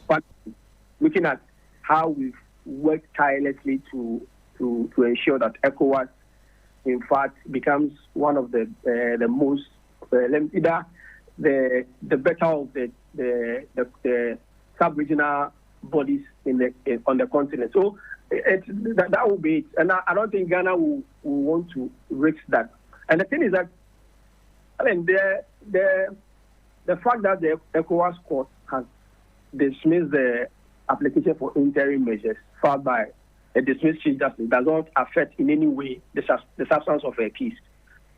In fact, the case will go on. As you are well aware that the government has been given 30 days within which to file their defense. That's right. Now, the issue is whether the dismissed chief justice is ultimately entitled to the release she seeks will depend on the court's assessment of the parties' argument. And I have said that, Helen, she's raising issues of breach or violation of human rights. And the jurisprudence of the court is very clear. In fact, there are a string of cases, Ebere Antonia Amadi versus the Federal Republic of Nigeria, the federal government of Nigeria. In fact, the court is clear that it is not enough to establish a violation of your human rights. But you must, in establishing the violation of a human right, you must also connect it. There must be a nexus between the violation of your human rights and the injuries you suffered. So there must be a nexus. If you're able to establish the nexus, then you're entitled to what they call, in fact, the damages. So you'll be entitled to reparation. You'll be given a reparation. And the reparation is not to placate you or just to say to make you benefit from the injury that you suffered, but it's just to say sorry for the injury you may have suffered in your respective jurisdiction. So I think the argument, the Chief Justice has a lot to do because the burden is on her to establish that, in fact, a human right, or there has been a fundamental breach of a human right, and that will be a burden she has to meet. You mentioned two cases. How common is it then for high-ranking judicial officers to seek redress from regional courts such as ECOWAS? I don't know if this is something you're able to speak on. Is this normal? I don't know if that's a word I should use, but is this something that happens frequently? Yes. I mean, in fact, it happens every day. When you look at the courts, there's a case currently which was decided by the courts. I mean, it's even though the decision was rendered in 2020, it was between Honorable Justice Aledeto Yinibo and the Federal Republic of Nigeria. So this is a judge. So Honorable Justice Aledeto Yinibo versus the Federal Republic of Nigeria. There are a number of them, some from Benin, some from Togo, Cote d'Ivoire. In fact, there's been, and even our own in Ghana, we've had a string of, remember when Remy Anas conducted its investigation Indeed. And aired it with regard to the bribery relating to the judges. In fact, there were some judges who were affected and they were even dismissed. Some of them had to apply to the ECOWAS courts. So this is not a unique incident. And some of them are even former chief justices. Some of them were even sitting chief justices who had issues, who were forcefully removed, as is being alleged by our dismissed chief justice. And some succeeded. Some succeeded. So in the case of Honorable Justice Aledeto Yinibo versus the Federal Republic of Nigeria, this judge, the complainant succeeded. And in fact, the complainant succeeded, particularly when the alleged violation of violation of human rights, and he succeeded, and the court awarded reparation to her. So the Chief Justice has a lot of she has a threshold to meet. If she succeeds, she may be given or awarded reparation. And I have said that it is for the government to respect the decision of the court. Because if they don't do that, the General Assembly has a string of actions to take to ensure that the government respects the decision of the court. Because of what use will it be if you procure the decision of the court, yet you're unable to execute them? Then there will not be any. Look at the hassle and the battle that the chief justice have to go through to get even to get a hearing from the ECOWAS court. If it ends up that she succeeds and the government is not would want to tarry or would not want to implement the decision of the court, then it will affect overall well-being. So I think it will be in the interest of the government, looking at our reputation in the Committee of Nations. The government will be in a position to respect any outcome of the ECOWAS Community Court. Absolutely. And Austin, my final question, if you can do that for us in about 30 seconds. How might this decision affect public confidence in legal and judicial processes in Ghana? I think with this decision, it gives us hope. It gives us hope, particularly with the rejection of the objection raised by the government. It gives us hope that at least there's a forum, there's a higher forum, or what we call a supranational forum, that will be readily available to listen to any allegations of a breach of your fundamental human rights. That should inject some confidence in us, particularly if you suffer any injury occasioned by an activity either undertaken by a state agency or even the government itself, you have an opportunity to go to the ECOWAS Community Court. So this will inject some confidence in our people. The thing is that don't forget that our Supreme Court has been very slow, and really we must know this point. Our Supreme Court has been very slow because there are so many cases relating to the removal of Justice Gertrude Tokono from her role as a Supreme Court as a Chief Justice, and there has not been much progress. In fact, there's not been much progress. Now we have a substantive Chief Justice. We are yet to see what he will do, but the court has been so slow, and in fact, that alone dampens the confidence of Ghanaians in our own domestic process. Because if you have a Supreme Court, seized with a string of cases affecting the same matter, yet progress on those matters are not seen. I mean, it's not something you want to talk about. That should tell you that we are in for a major battle. And that's why I'm so confident that the ECOWAS has made at least some significant progress, other than our court that only discharge or determine some interrogatory release or injunction release and dismiss some, that is yet to even, address the substantive matter. So I think this Chief Justice will have to do more to inject confidence in Ghanaians by, in fact, expediting the cases that are before them. Because if you hold on to those cases, now the year is ending. That's right. We just barely have 2 months to the end of the year. When are you going to discharge those cases? When are you going to determine those cases? It means that we're looking at the little progress that we've noticed so far with regard to the cases before the Supreme Court. We can give the court maybe a year or two to dispose of those cases. Just imagine 2 or 3 years to dispose of such matters, high-profile matters. That should tell you that even when you want to exhaust the domestic process or the domestic forum, you will not make significant progress. So you are better off going to the ECOWAS court than exhausting the domestic process. So I think this current Chief Justice will do us the honest and would, in fact, get confidence in Ghanaians, particularly in the judiciary, if he will sit down with his team to expedite action on the cases before them. Austin, always a pleasure speaking to you. I look forward to seeing you in the studio. Thank you for your thoughts on this matter. Do have a wonderful Thursday. Austin Bracco Powers is a private legal practitioner, and he was sharing his thoughts this morning here with us. Time check, it is some 23 minutes past the hour of 9. This is still 3FM Sunrise on 3FM 92.7. 60.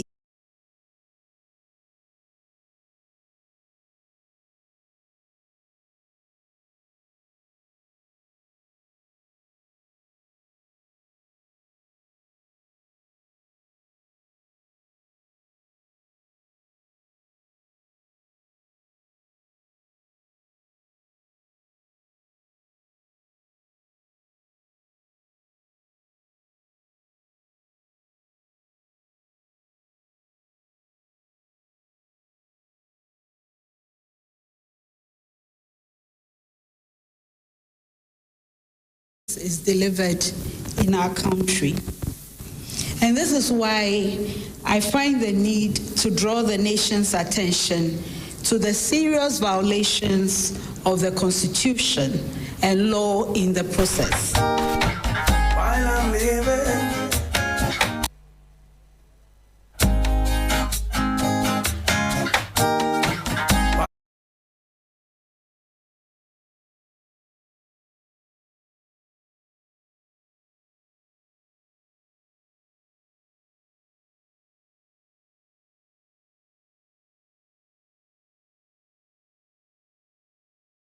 It's 25 past 9. Let's talk to you about the Black Friday this weekend with the Junction Mall. Because the Junction Mall is the place to be this Friday on a Black Friday, right? This entire weekend, to be very honest, get ready for massive discounts of up to 70% across your favorite shops. Shop big, dip and win exciting surprises or surprise giveaways, and enjoy live music performances that will keep the energy high all weekend long. Bring the whole family. There will be kids, fun pack activities, entertainment, and unbeatable deals everywhere. This Black Friday weekend, choose the Junction Mall, your #1 shopping and ultimate Christmas destination. Don't miss out.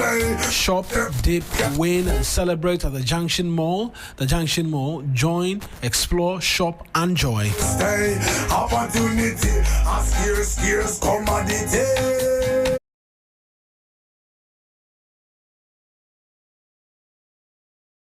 Season of winning again. Luckiest is back again, bigger and better, with chances to change your life. First, easy ways to get into the game, right? Pick up your phone, dial *712#. You choose option 1 to buy a ticket for yourself, or option 2 to buy for somebody else. If you want the system to generate a lucky ticket for you, go with option 1 again. If you prefer to choose your own ticket number, that's option 2. You confirm your payment with Momo and you're in. The online way, head to theluckiestafrica.com and register. Tap on community tickets to either pick your own lucky number or let the system choose one for you. You can buy a ticket for someone else too. But it's time to pay. Use Momo if you're in Ghana, or pay with your card if you're abroad. One ticket can multiply your money by 500 times, and your whole community could win 10 times over. This is your golden chance. Hop on, let's get lucky together, because luck is everywhere. All I see.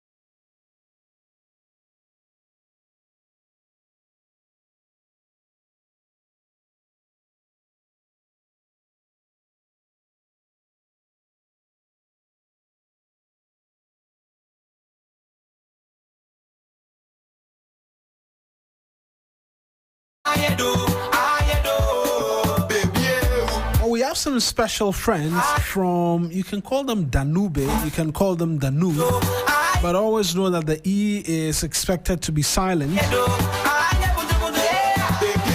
Francis Van Agbozo is Assistant Sales Manager at Danube, who's joining us in studio. They have some special packages out there for you. And we're here to talk to you about it. Francis, thank you very much for joining us in studio. I trust that all is well with you. Thank you so much. I'm fine. Good morning and good morning to listeners. Fantastic. When somebody hears Danube or Danube, what's it all about? What should they be picturing in their minds when they hear the name? So once again, I say good morning and thanks for having me. Now, when you hear the name Danube Home, the only thing that should be, the image that should be playing and is how beautiful your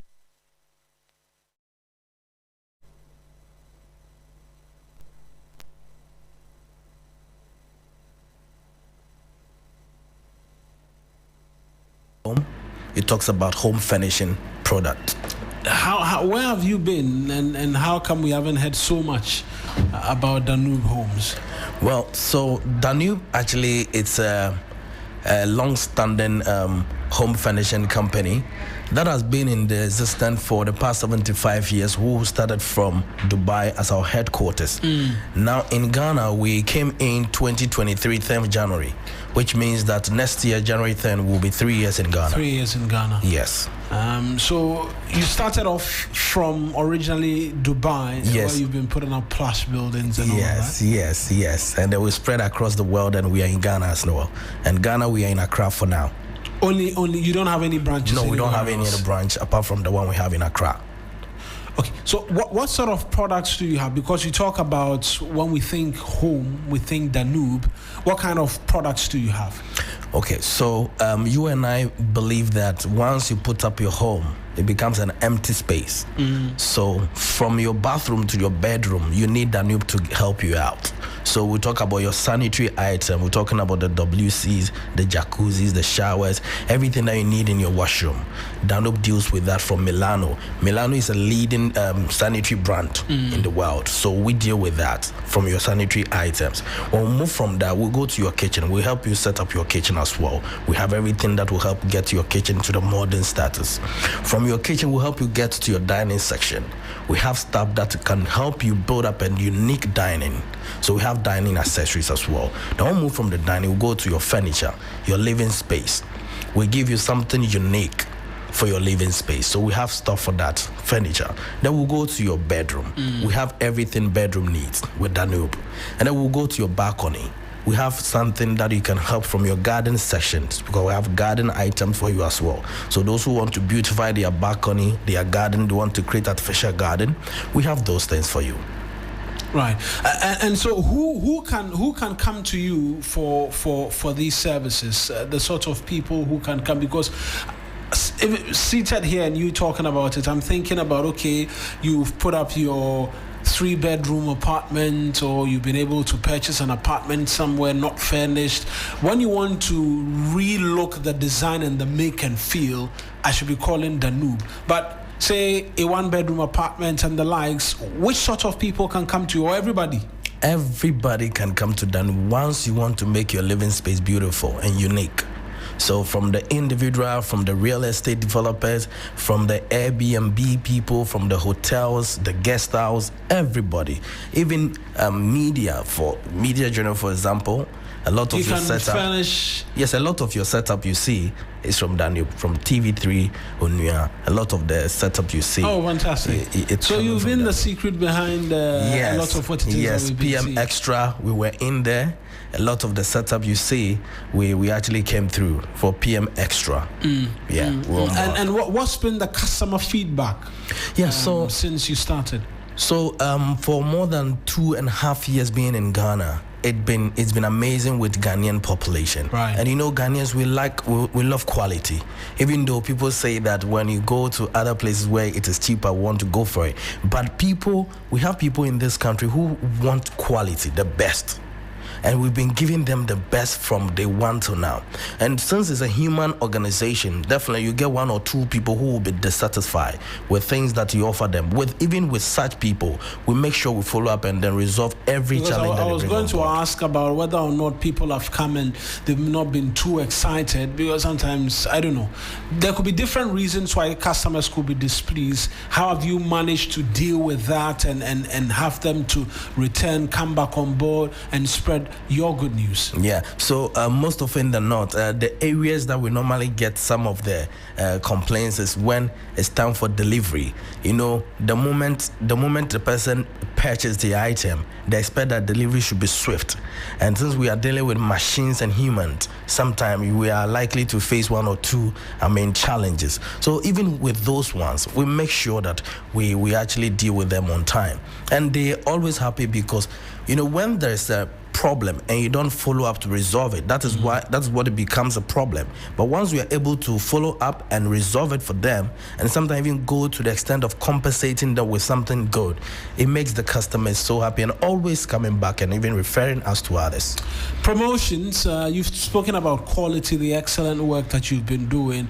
Have you run any already this year? Christmas is around the corner. What can those of us listening and watching us on our respective social media handles look forward to from Danube?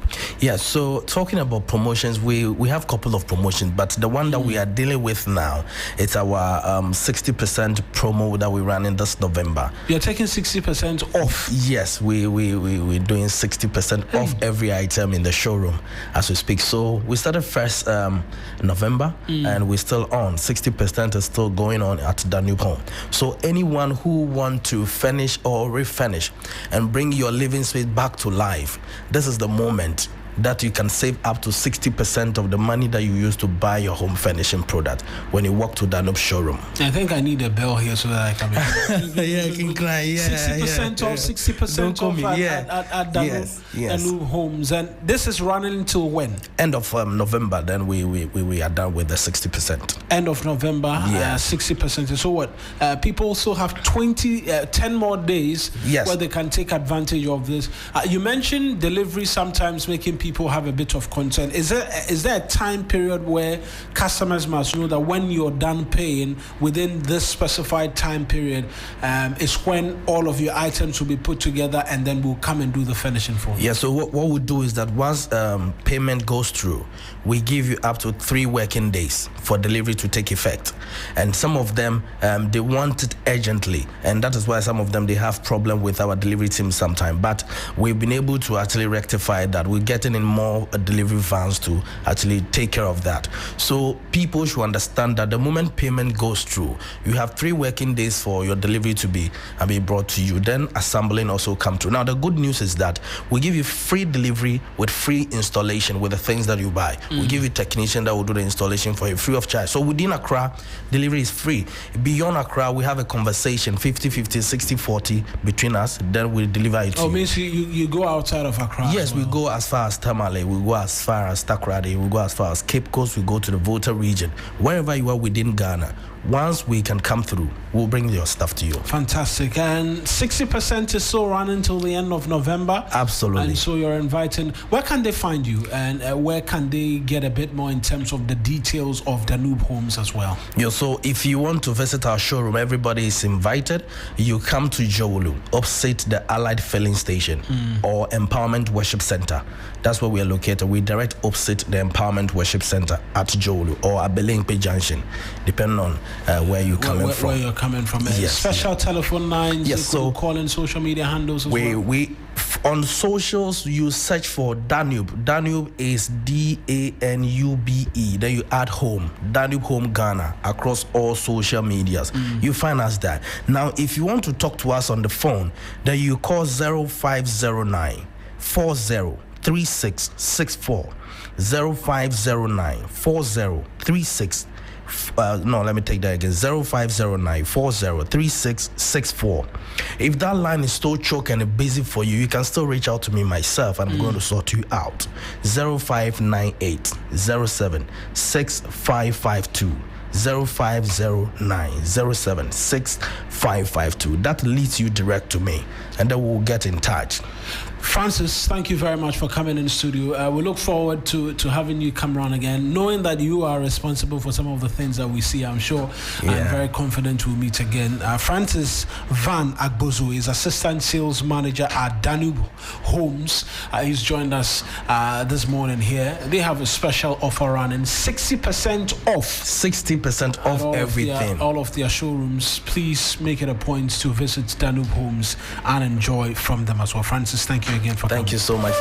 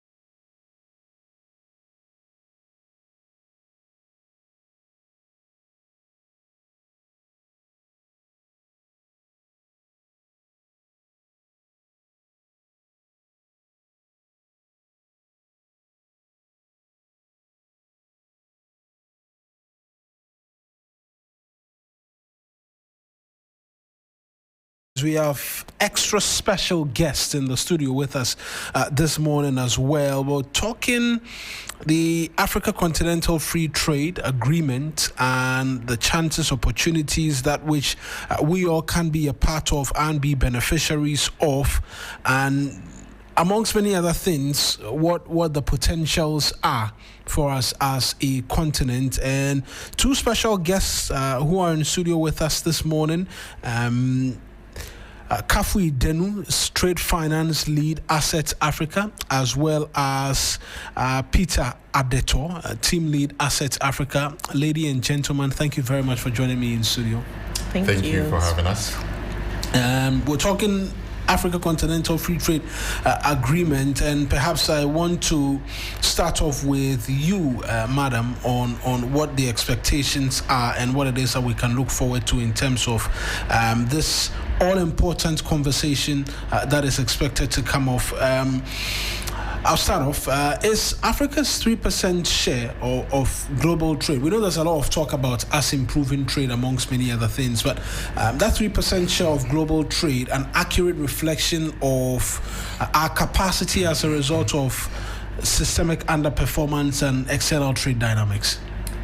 According to the African Development Bank estimates, we'll say the continent's infrastructure financing gap, which starts everything, is between 68 to 108 billion. That's a lot.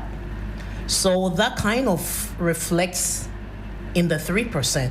And so I'll say furthermore, the World Bank also says it. But then when we look at the external trade dynamics, African trade still remains much more of a colonial trend.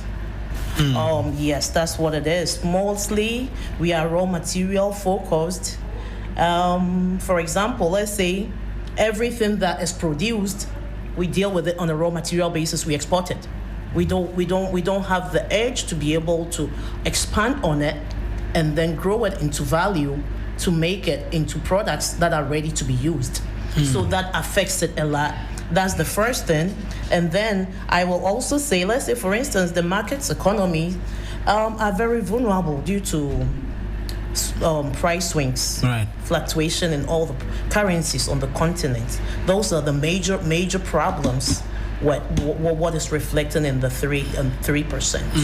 And you wanted to add something? Yes. So just to add to what my colleague has said, the 3% is definitely not representative of our potential as a continent. When you take into consideration 60% of the world's arable land uncultivated is found in Africa. Number one, we have one of the largest working age group on the continent as well. And then we also have the potential of a very vast renewable energy resource also on the continent. So one would ask, what is contributing to this 3% figure for our continent? So it leads to begging the question, our let me say informalized economy. So we have trade that is not formalized, and so all of those trade is not accounted for in this figure because it's not formal trade. If Absolutely. it was formal trade, then it would have been factored. Exactly. So if you take Africa's quota for intra-African trade, that is around 17%. Europe is around 70%, and Africa is around between 14 to 17%. That, to a large extent, is as a result of our informal economy. We have traders, a lot of informal traders. A lot of trade goes on the borders, but they are not accounted for formally. And so 3% is not representative, but it also shows that we need to move strategically and decisively to formalize our informal economy. And we've been at that for quite some time with the AFCFTA, but we've not quite hit the giant strides. There are those who make the argument that, look, it's early days yet, and so perhaps we're headed in the right direction, but there are still the talks about how we can leverage and then improve upon it greatly. Because I remember when we started, it was a huge celebration, everybody was excited, but we've come back to the question and we're asking ourselves, have we been able to even meet the set targets we put out for ourselves? Yeah, so I would say progress has been made when it comes to the protocols that has been agreed upon. Every country has to decide whether they agree to the protocol. Look at how long it took for Nigeria to Absolutely. I was even going to mention that. Not everybody, we still have some outstanding countries who are yet to sign on. Yes. But I also want to take us back in history, look at Europe. It didn't take EU 10 years to get into the Eurozone. It took them a while. So, and remember, the AFCFTA is the largest agreement by way of member countries. We have about 54 countries. Euro is just about 22. If you compare the two, these are countries deciding twice the size. So it will take time, definitely.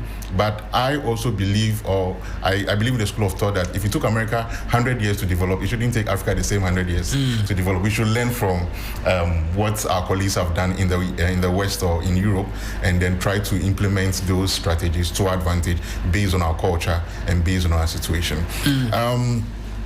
To talk further on what progress is being made. The protocols, definitely, we are not necessarily done with them. There's a protocol on women and youth, protocol on trade in services, trade in goods, dispute settlement, which is very, very key. When there's a dispute, how do we agree on its settlement?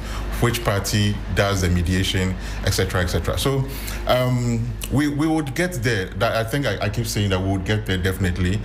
Just that it will just take some time. But the Secretariat is really doing a good job rallying the countries behind that. Right. On what Kafui said earlier about our over-reliance on the exportation of raw materials, when we do that, our hands are tied as well, because we do not determine pricing for the commodity. And for quite a while, we've spoken about value addition. Even here in Ghana, we've been talking value addition for God knows how long. And yet still, that big step is not being taken. We continue to have the conversations. Is it a challenge of a lack of investment to put up the infrastructure that will be needed for value addition to come on board, or it goes beyond that? I think it definitely goes beyond that. If you take a look at the AFCFTA in particular, we are talking about two different bottleneck removals. The first one is tariff barriers, and the second one is non-tariff barriers. Right. For tariff barriers, governments can sit down and maybe get an ally or anything to remove tariffs and taxes from goods, etc., etc. But when it comes to the non-tariff barriers, those ones are not moderated. Right. They are along the coast, borderlines. They are long queues, cumbersome custom processes, etc., etc. So those ones are what we need to agree on. Look, for instance, there was a lady, one of our people who was doing exports. He was moving from Ghana to Benin. They had to stop at one particular border because they had closed. So she's a pregnant woman. She had to sleep at the border because they have closed. Meanwhile, we could have digitalized the system in a way, just show your documents, and then the system just allows you to go on with your trade. So there are a lot of bottlenecks beyond the tariff barriers that needs to be removed. And I think once those things are capitalized on, we can have a free flow of goods across the region. And let me come to Kafu, because you mentioned that story of the person who had to sleep at the border post. To what extent can digital trade and platforms like e-commerce and regional data systems help integrate the markets a bit more, so that it will smoothen the channels for us when we continue this advocacy and people are coming on board? A lot more of the countries are coming on board for us to trade amongst ourselves. Yes, just as Peter said, if this thing had been digitalized, for instance, maybe payments at the border, they could have used the PAP system, which is a system where payment is made in Ghana but reflects across the whole place. Your customer, your supplier gets it in their currency. So if such things are put in order, payment systems, harmonized standards, standards that, let's say, for instance, a standard of a product in Ghana, it will be the same standard across the whole of West Africa and the member states. So she might not have been sleeping at the border. Right. But just that these things have not been put in place. So if they should put in place, we should start using these things more effectively, and they are all digitalized. Because everybody can just walk there, you show your paper to AI or whatever, it clicks you in, and you are gone. So harmonization of standards and the payment systems will be some things that will be put in place and be effectively used, so such things, bottlenecks, will be dealt with. Even as we talk AFCFTA, which is very important, one thing that we cannot shy away from is the fact that as a continent, we've for a very long time done business with the rest of the world, particularly the US under the AGOA Partnership Agreement, which unfortunately has expired, and President Trump has not indicated his intention to have that extended. We've seen the Chinese extending an olive branch, if I can call it that, to us and saying, look, come, we'll do business with you, amongst many other things. How should we be repositioning ourselves? Should we be jumping readily at the next available chance of such partnerships, or many? When I was in school for international business, one of the lecturers and all of the students, we kept hammering on the subject matter. Now is a time for us to begin to find new ways and re-strategize, amongst many other things. Yeah. So it's not the end of the world for Africa. The AGOA created a pathway for a lot of industries to grow up or mushroom across the continent, giving way for businesses to trade with the US at no tariff at all, in textiles and pharmaceuticals, etc. At the end of AGOA, what I would say is it's time for us to reposition ourselves strategically, use all the gains we have from AGOA, the industry that have been created, and then try to service the local market. With the Chinese and the Europeans trooping into Africa for various agreements, what we need to do is to look at the interest of Africa first. They are coming in their own interest. Sometimes it's, to support us generally, definitely. Yes. But we also need to look inwardly. Does our interest align for whatever agreement or trade negotiation that is going on? And if they align, how are they serving our people?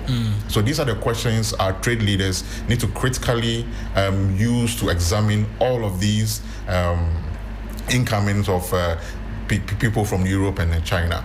Then we can look at developmentally as a continent, how do we want to be in the next 10 years? What are the structures we need to put in place? Then we negotiate on those things. If we don't do that, we will have them coming in year by year, and then we can't pinpoint to see exactly what development has been realized at the end of these agreements. And I'm tempted to ask whether or not at the African leadership level that understanding exists, such that as you're speaking, we're looking at these partnerships along that lines, because as much as there is the coming together of the continent and wanting to trade and do business with the rest of the world, countries have individual needs and will be seeking to strike partnerships and agreement. Sometimes I fear there's that lack of harmonization, which then, because here in Ghana we've tried to expand our automobile industry to have a number of these manufacturers come in and then develop vehicles or assemble them here. But along the pathway, is there a general understanding along the African continent that, okay, Ghana is going to be doing this, let's seek to expand, find ways where we can be bringing iron minerals here into Ghana and so that they can assemble them easier, the vehicles are cheaper, then it comes to us. Sometimes it comes off as though that's missing. So, two things. There's a general understanding. Definitely, our leaders know what they are doing. All it has to, what has to be done is cohesion and then diversification. Right. With these incoming agreements, if you look at 2015 to 2025, there has been a number of Africa summits or single African country summits with Europe, with US, with China, with Japan. That has been inundated across this period. Right. There's Ghana-China summit, there is Ghana-US summit. So every country is working in silos with these trade brokers. But the question is, Africa is a very large continent. We have the superpower, we have the numbers. If we had the African Union negotiating on behalf of all the 54 or 55 African countries, then we would have a bigger stronghold when it comes to getting the right things for it. But every country is going out there negotiating, on their term. That is fine. But I think it's high time we had Africa decisively saying that, look, nobody is going to trade with just a single country on the continent. We are going to do so collectively as a whole. If you look at what led to the UK leaving the European Union. Now UK is all over the place, negotiating different trade agreements. In search of agreements for themselves. Exactly. And if you don't take that, is something that is replicated, I think, across the continent. Everybody is doing their own thing. If African Union could stand its ground to say, look, no other country is going to negotiate its own trade agreement. We are going to do that on behalf of all the 55 countries. I think we would have like we see in the EU, where they're able to hold these big tech giants and companies to order, amongst many other things. Let's wrap up the conversation on two fronts. We know there are other diversification opportunities like the blue economy and then our renewable energy as well. We can talk about climate change and how we talk about having one of the lungs of the continent, lungs of the world on the African continent. How do we take advantage of these, blue water economy and our renewable energy, to begin to leverage and also expand in terms of trade amongst many other things? Perhaps Kafu, and then I'll come to Peter on the last one. Still, it has to be done collectively. For instance, there was this thing going on the Nile River between Egypt and I think Tanzania or Ethiopia. Right. They are on this side and they are arguing about this is mine, this is mine. But if we all come together, we are stronger together. And then if we do it collectively, the vast land, we can use it for other things. We can use it to generate, we can use the blue water to generate hydropower, energy, and all that. And then with the land, it can be used to, build parks, build a lot of things collectively. Right. That the continent will take advantage of as well. And then that will make it easier to sign pacts, sign contracts, sign things with other countries. But if you go in alone, you have your piece of land. Somebody takes that. This country takes it. China, India takes it. Turkey takes it. Partitioning everything without but if it's together, it's all for Africa, and then trade grows continentally. Right. I will come to Peter on the last one about what role Pan-African standards and certification bodies can play in ensuring that goods made here, because we have to go in for certification, ISO certification. In fact, we've tried smelting gold here in the country. You need the process is elaborate and quite laborious as well in getting the certification. What role can we do in pushing up some of these certification agencies which can take off our product as well, and then they can be accepted worldwide? So the key is unifying the standards. When you go to Europe, there's one standard for one product across the continent of Europe. This is what we should be doing. When you produce a bicycle in Accra, it should be accepted in Egypt, it should be accepted in South Africa, the same standard. When we produce here, we have to produce for different markets and different standards. If we're able to unify these standards, it comes as extra cost. It does. Because it does, but when it's the price we have to pay. Yeah. It's the price we have to pay. Unifying the standards is very key. If you go to China, they have production for US. Product variations for US, for Europe, for Africa.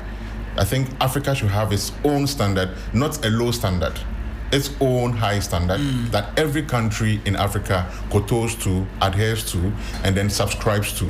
At the end of the day, if we are producing, it makes it easier for the industries to even grow and develop, because they don't have to segregate their production for different markets, but for one standard across the continent. Yeah. Peter and Kafui, I have a feeling we need to have this conversation again, because it's time for us to run out of the studio. But I appreciate you coming, because this is something I've personally studied as well in school, and so I have a bit of knowledge about. And it's very important that we trade amongst ourselves, and I'm looking forward to the day where all of the barriers can be removed, and then trade will be facilitated, and then we can see the continent for what it really is. But I appreciate the both of you coming in. I'm looking forward to having this conversation again, and perhaps a lot more talks after this as well. I appreciate you both. Thank you for having us. That's Kafui Denu, is a trade finance lead at Assets Africa, as well as Peter Adeto, is team lead at Assets Africa. They joined us to have a very important conversation having to do with the Africa Continental Free Trade Agreement, how we can improve upon it, how we can make it better, and amongst many other things, continue to trade amongst ourselves as a continent. Ladies and gentlemen, thank you once again for joining us. It's time for us to do birthdays.